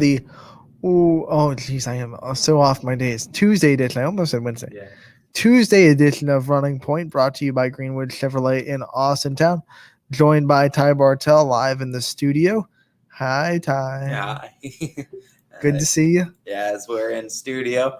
Nice rare occurrence, as I don't get to usually make the trip down here to East Palestine too much, as up in Portage County, this is a little bit of a hike from up there to down here. So get right to the PA line a little bit and tour East Palestine a little bit today, but get to see everyone. What? It's worth it. Yeah, I get to see everyone at the studio and say hi to everyone today. So it's nice. This would probably be like a once a week thing, I think. Yeah, we're gonna try to make this as often as possible. Obviously, with all the games that I'm gonna be covering, with me still being involved with school and also having another job as well. There's a lot of other commitments, but YSN is gradually taking up more and more of my time. And don't get me wrong, I couldn't be happier about that. So the more days I could be here, the better. And be sporadically, but definitely gonna be here as much as I can. You'll be here tomorrow, right? I believe so. I think we're still on the docket to be here tomorrow. Whoop, whoop. So I think we should. And tomorrow's going to be a fun show. We'll preview it in a little bit. But first, one more talk before we wrap up today's show. And we talked a little bit about conferences in the high school realm and the idea that that colleges are starting to kind of explode a little bit with their conferences and get a little bit out of hand. You brought up a article that you read this morning about the Big Ten, the ACC, and the Pac-12, and the Pac-12 coming together to kind of fight the I guess you could call it the evil empire of the SEC now. Yeah, trying to build up a powerhouse conference down there, and I mean they're doing it in the college realm. Recruiting becomes a much bigger thing, and they don't want the SEC hogging all the talent in the state, so they need to make a competitive conference themselves. You saw this article, so this kind of like the cite our sources and let's talk about what this article said. Let me bring it up real quick for us, and then I'll get this cited. But I mean, this is a question that just goes to you. I mean, and looking at this at the high school level, we talk about those teams like your Heartland Christians or Lewisvilles who have opted to go independent. Do you see this eventually becoming an issue at the high school level, especially now that we're seeing college kids making money, being able to use, likeness, name, likeness, image now? We already talked about that possibly going down, but I feel like this also becomes an issue though at the high school level because eventually it's going to all trickle down, I feel like. You said it. Trickle down is the key word. I think everything eventually trickles down to high school. We saw it with the money. We saw it come out into the realm where the national letter of name and likeness bill was signed, and then all of a sudden we saw 2 or 3 high school kids that were on the top 100 recruiting list sign big sponsorships. We saw one student whose state wouldn't allow that just decide, okay, I'm leaving high school early and I'm going to Ohio State. Screw your rules, So yeah, we're seeing trickle. I don't know how long. I mean, I think it would take a little bit longer to see high school teams start to build quote unquote power conferences. At least that's my hope, because I hope we don't see that start to happen. Someone argued that the NE8 is a power conference. I don't think it's that yet. No, I don't think it's that yet as well. But I mean, to talk about the article and just to cite it, first 2 paragraphs read, this is from CBS Sports. I also saw it on Sports Illustrated. A few other bigger named outlets have also reported this. But the direct quote says the Big Ten, ACC, and Pac-12 on Tuesday formally announced their long-awaited alliance. The agreement between the 3 conferences is being described as a collaborative approach surrounding the future evolution of college athletics and scheduling. The alliance asserts its purpose is to focus on NCAA governance, student-athlete welfare, and ensuring the collegiate model continues. It will also include a scheduling component for football and women's and men's basketball designed to create new interconference games, enhance opportunities for student athletes, and optimize the college athletics experience for both student athletes and fans across the country. Pretty much just saying all of that was just like, this is for all of you. This isn't for any of us. This is for all of you. Right? Right, NCAA? This is for all of you. Right, conferences? Big Ten, Pac-12, ACC. This is for all the students. This is an alliance, but they're not this is not a merger. It's not like teams are leaving the Pac-12, joining the ACC. And I don't know. Don't get that confused. I feel like this is like the everyone's seeing what's happening in the SEC and saying, we can't battle this on our own. Let's get some buddies. And it says, too, also reading down a little bit further, it says the three conference is also planned to get on the same page regarding the future of college football playoff expansion and other major topics, including the reshaping of college athletes as a whole. Realignment among the three conferences has not been part of their discussions and will not be an issue addressed with the alliance. However, a significant portion of alliance conversations have been based on ensuring that athletes' academic success remains integral to the college sports experience. So, like you said, Anthony, this isn't that they're hopping ship and players are hopping ship and that they're all joining one thing. This is more of just, this is an alliance basically saying that the SEC isn't going to be big brother to anybody and not call all the shots. But at the end of the day, they are. I mean, like, you're not going to. I feel like this alliance is like just to use a history reference, because I'm not saying the SEC is Hitler. But like, remember when Hitler was starting to take over, and the prime minister of Britain was like, "We have this piece of paper to stop him from continuing," and Hitler made the joke that it was pretty much this toilet paper for Germany. Yeah, because that's a lot. I mean, like, oh, we have an alliance now. SEC's like, so what? We have the best football. I mean, you're still our little brother. I mean, for the most part, yeah. With the exception of the big teams, and I think that's the biggest thing is, they're going to need to schedule these bigger teams. And I think that might come down to the biggest, because that's what they keep mentioning is the scheduling. So, I mean, now now here's the thing where you can start getting these bigger teams in the Big Ten, ACC, and Pac-12 to start getting more respect, because it is about the schedule and scheduling more ACC Are they teams. banking that, like, hey, saying Ohio State's going to play, and I doubt they'll play Clemson the regular. Ohio State's going to play Clemson. And that's going to get more recruiting. The people that wouldn't go to the SEC now They don't. do. Somebody's going to. I mean, and some programs going to. Some programs going to start competing with Clemson, and that's the biggest thing. If I'm Ohio State, if you're doing this, I mean, and they might not, and knowing them, they probably won't. But I mean, if I'm Ohio State, I'm looking at this, and I want the toughest teams from each conference right now, because I want to prove that but it won't happen. It won't. It probably won't happen. But if it's not Ohio State, someone's going to. And that's not like Alabama won't do it either. I mean, Alabama doesn't play anybody on the road. But what I'm saying is, there's going to be a team that does it, and especially if football playoff expansions happen, this is where it's going to happen. Because of these three having an alliance, the SEC that's where they're going to have an advantage over the SEC, because the SEC cannot solely keep the playoffs what it is, or have really a say on. Say that again.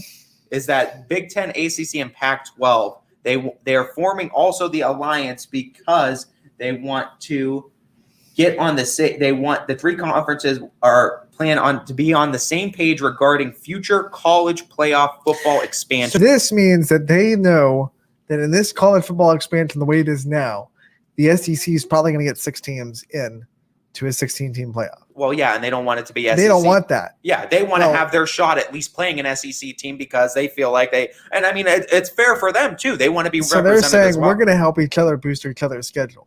And so someone from our conference is going to get in there. Like I said too, if Ohio State isn't going to schedule up, you're going to maybe not schedule Clemson, but you're going to have to schedule some tougher teams in these conferences, though. Do you think the SEC is looking at this like, because I feel like the SEC read all that and went, okay, good for you. The only thing, I mean, if the only thing that the SEC, I mean, I guess the only thing you would be worried about is just having to play more games in the playoffs and having a greater chance of being knocked out, because I think that's the whole purpose of it, having more teams represented. You're going to have more rounds, and there's greater chances of having less SEC representation once you get down to the Final Four if it's expanded to a 12-team event. But I mean, the SEC is, I mean, I don't know if they necessarily, they're going to care a little bit, because it's going to, I think these three conferences are going to be able to help with the expansion of the football playoff. But I mean, other than that, this isn't like these players are joining each other's conferences, so they're not looking at it as competition. It's more of just like, we don't want the football playoff to be expanded. Well, it's like, well, shoot, now it's pretty much going to be. So it's like, but I mean, that's not even that bad of a thing for you, because more SEC teams are going to make it now anyway. So yeah, I feel like the SEC is probably like, I don't think they care about this at all at the end, because it's like, okay, you're forming a 3-conference alliance, but hey, guess what? Our Auburns and our Ole Miss and our South Carolina are better than your Purdue, Illinois, Iowa, Don't Kansas get me State. wrong. You're still going to see the same teams pretty much be in it probably at the Final Four. When you talk Final Four, you're still going. Ohio State's going to be in this discussion with the Big Ten, and Clemson's going to be in the discussion with the ACC. You're not going to really see many other And the teams. Pac-12 is going to be forgotten about. Yeah, you're not going to see many other teams from the Big Ten or the ACC coming out of it, other than Ohio State and Clemson. Maybe on those off years for Ohio State, we've seen like Michigan State have a solid year, Penn State, but like most of the time, it's Ohio State. That's To me, it just sounds like the three conferences felt like they had to do something, and they just came up with this like, let's make an alliance. But at the end of the day, it's like the SEC sitting there like, we just added 2 teams. Well, I mean, the biggest thing, like I said, it's going to come down to because they open up the scheduling pool. If Ohio State starts trying to play the top teams, or the top teams of each conference try to play each other, that's going to definitely help them because it's going to help them with computer points wise, and as far not computer points, but the voting wise, the AP voting and everything wise, and getting them ranked. And come playoff time, because you know how much that plays a factor into it. Come the playoff rankings and come the regular rankings throughout the season. So, and that's the funny thing. Like, we're not going to see a playoff change until like at least it's 2025. Yeah, it's years. And everyone's already geared up for it. Like, yeah, even though the next 3 or 4 years of college football are going to be the same as we've always seen them, but we're going to be ready in 2025. Don't you worry.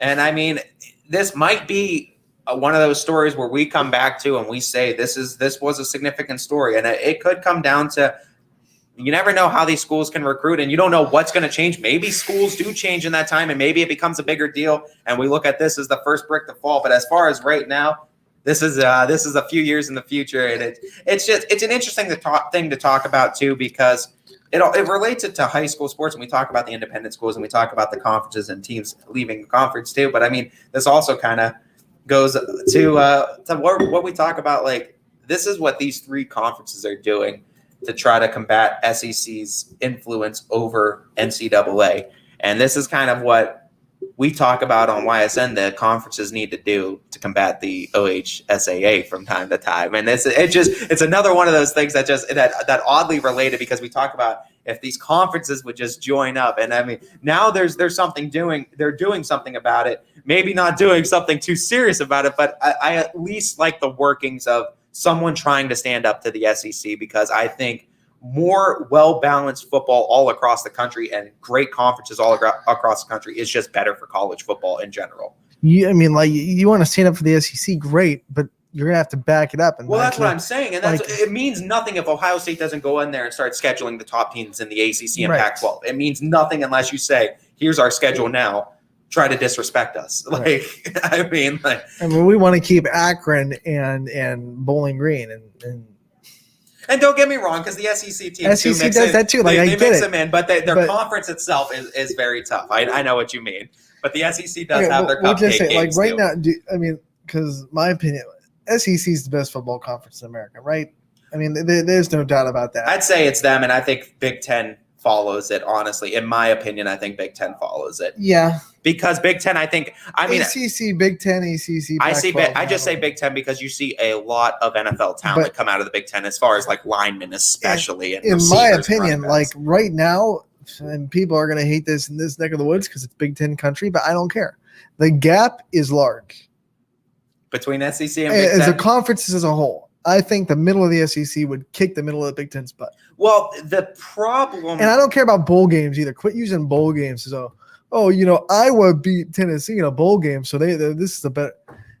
No one cares about bowl games. No one plays bowl games seriously unless you're in the New Year's Six or whatever. I think it just comes down to, I mean, it's basically the culture that's around the team, and I mean what these teams have traditionally built. I mean, SEC football has always been built on recruiting skill positions, recruiting your running backs, recruiting your quarterbacks, recruiting these receivers and very fast linebackers and defensive backs, and catered to the way college football is played, where the Big Ten style football has always been load them up with a bunch of big old country linemen. Gets these off. They're a breeding ground for offensive and defensive linemen. You can never take that away from Big Ten, but it's not catered to the college style of football. So I can understand where you say there's a gap, because SEC has players and a player pool designed to play college football. And that's not to say that Ohio State doesn't. And there's teams in the Big Ten that don't get their premier wide receivers. Ohio State also has had years of great running backs, but there's not as many teams in the Big Ten that do that as well. They're more known as you're going to find a lot of great offensive and defensive linemen that come out of the Big Ten. You will. But it's not catered for college football. And here's the difference for me. Like in the Big Ten, it's like Ohio State's here. The next team might be like here, and then there's a bunch of teams that are like down here, down here, down here.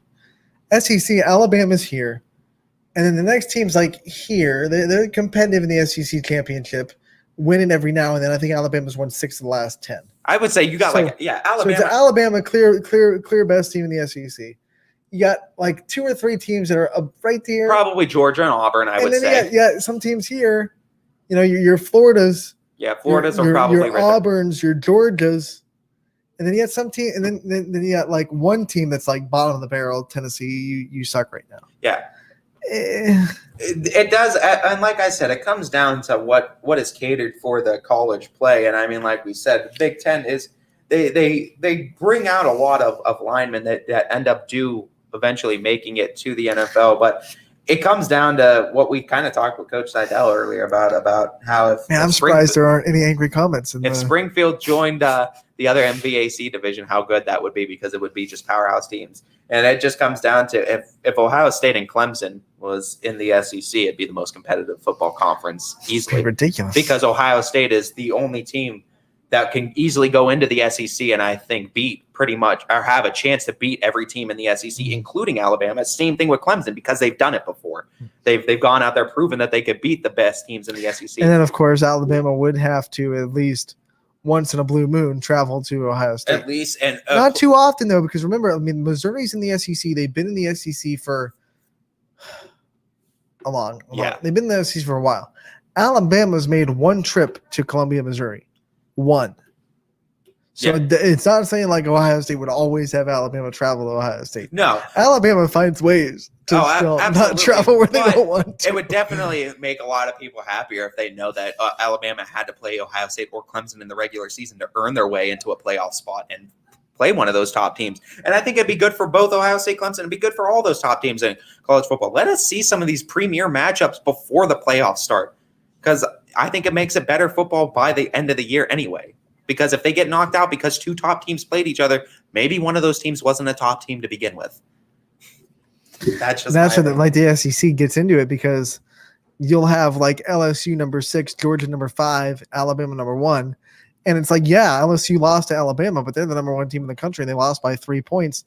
And then like that one year Ohio State got pounded by Iowa and you're measuring them. You're going, okay, the one year that Georgia and Alabama both got in the playoffs. Well, you know, Georgia lost to Alabama by like 3 points, and whoever Georgia took the spot of, their loss was like they should have never lost that game. And that's what the SEC brings. Yeah. You got 6 versus 1 in the regular season in the conference matchups. Yeah, and that's what it's just something you hope to see more with college football. And I don't think we're too far away from that, honestly. I think this might be trending in the right direction. We're still years away, I think a few years away at least, but I don't think we're not. I think we might see in our lifetime a little bit of changes going on within college football. Yeah. So let's take a minute to kind of preview the games, not just on the network, but that are going on total tonight. We said that the network will be carrying Salem versus East Liverpool volleyball. DJ Oakley will be in Salem for that. And I will be in Girard as the Indians host Lakeview. That'll be a big matchup in the NE8. As far as other teams and people playing tonight, that we will have recaps of tomorrow and content up for the rest of the day. This is just according to our Games at a Glance schedule, which basically are teams that have supplied us with their schedule. So if we're missing some, we apologize. In volleyball, Sebring will travel to Waterloo. That will start at 5:30.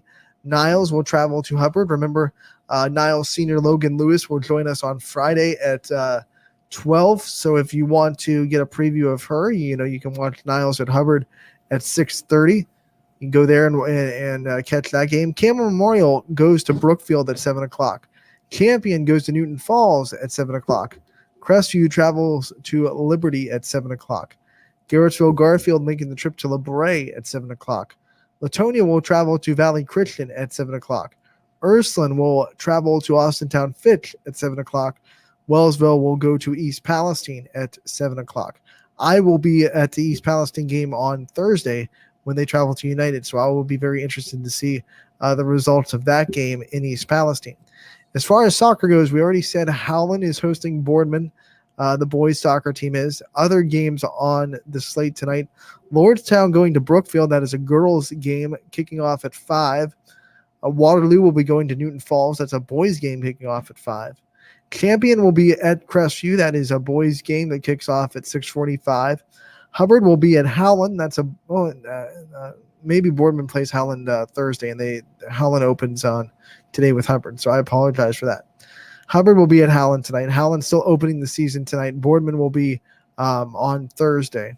LeBray travels to Brookfield. That is a co-ed game, and it kicks off at 7. So there might be some more that we just haven't been updated for. That's just the nature of reality. We reach out to a bunch of schedules, and those are the ones that we have on the slate tonight. So we look forward to that. And you won't be doing a game tonight, right? No, I won't be able to do one tonight or tomorrow night, but you will catch me back on games on the network. I'll obviously I be thought here. Ty was about to say, catch me outside. How about that? No, you'll definitely, you will catch me still on Running Point every day like my usual. But no games until, I believe, Thursday night when I have Fitch and Howland for volleyball. I want to take this time to preview tomorrow's show. We have an exciting one. Kicking off the show at 12:30, we will have Randy Clark, head coach of the Brookfield football team. He will be on Running Point at 12:30. Excited to talk about him, about their big win over McDonald in week 1, and now their big matchup with Springfield here in week 2. That'll be a fun interview. Brian Tolnar will join us at 1 o'clock like he always does. He'll talk about the Cardinal Classic that wrapped up at Mill Creek Park over the weekend. He'll talk about some of the other high school golf results and recap some of that. He'll also we will have a breakdown of Dana Bollish's birdie from yesterday's golf classic that Dana Bollish got to be a part of. We're excited about that. That'll be a fun time too. Of course, join in tomorrow for Brian Tolnar if you not Tip of the week. Golf tip of the week, and of course talking about PGA. And if you have any questions, area golf, or just anything about some golfers in the area, or just casual golf, and you want to talk about a course, I mean, Brian's been to a lot around the area, but he knows a lot about right here at Mill Creek Park. He better. Yeah. So I mean, that's if you have any questions about that, Brian's the guy to ask tomorrow. Tomorrow at that doesn't end our day at 2:30. We'll have the head coach of the Newton Falls volleyball team, Christina Baker. She'll be joining us, and we definitely appreciate this because she's leaving work early to be a part of this interview. We definitely appreciate the time that coaches give to us when they make sacrifices like that to get on our network. We definitely are going to be appreciative of time. We'll still have Scotty on it too. He'll try to stump you like he always does. We're just going to move that along, probably 2:20 to 2:30. He'll get 10 minutes to try to stump you. So that'll be a fun time. You ready for that? Yeah. You ready for that? It'll be fun tomorrow. He got you last week. Yeah, he did. He got one on me from last but week. It's still 7-1. I believe so. Yeah, we're still pretty good. He said he's got a couple for me, so we'll see. He had a little smirk at the end, so I think he's got one in the tank. He might have one ready. We'll have to see what he asks tomorrow for sure. And you'll be in the studio, so there will be not saying that you ever do, but there will be guaranteed no off-screen cheating. If people out there thinking, well, he's just looking on his phone. No, you can see him now. He will not be cheating. Yeah, for sure. Going in tomorrow, it'll be fun, though. Brian Tolnar on, got a full list of guests. It'll be a fun tomorrow's going to be fun. Friday, we have another fun day as well. South Range volleyball head coach Kathy Kamara will be joining us at 12:15. Before her, Logan Lewis, the captain and senior of Niles Volleyball, will join us for a captain's quarters, and we'll talk to her. She's 49 digs away from 1,000 in her career, so it'll be fun to hear from her on Friday. And then also we got our pick'ems on Friday too. So a fun week ahead. Wednesday is tomorrow, of course, and we will see you from 12 to 3. Power Hour is coming up next from 3 to 4 on YSN, so don't go anywhere. DJ and the boys will get you geared up for a Tuesday night. We're heading out on a 21-hour break. We'll see you tomorrow from 12 to 3. Have a wonderful evening, everybody.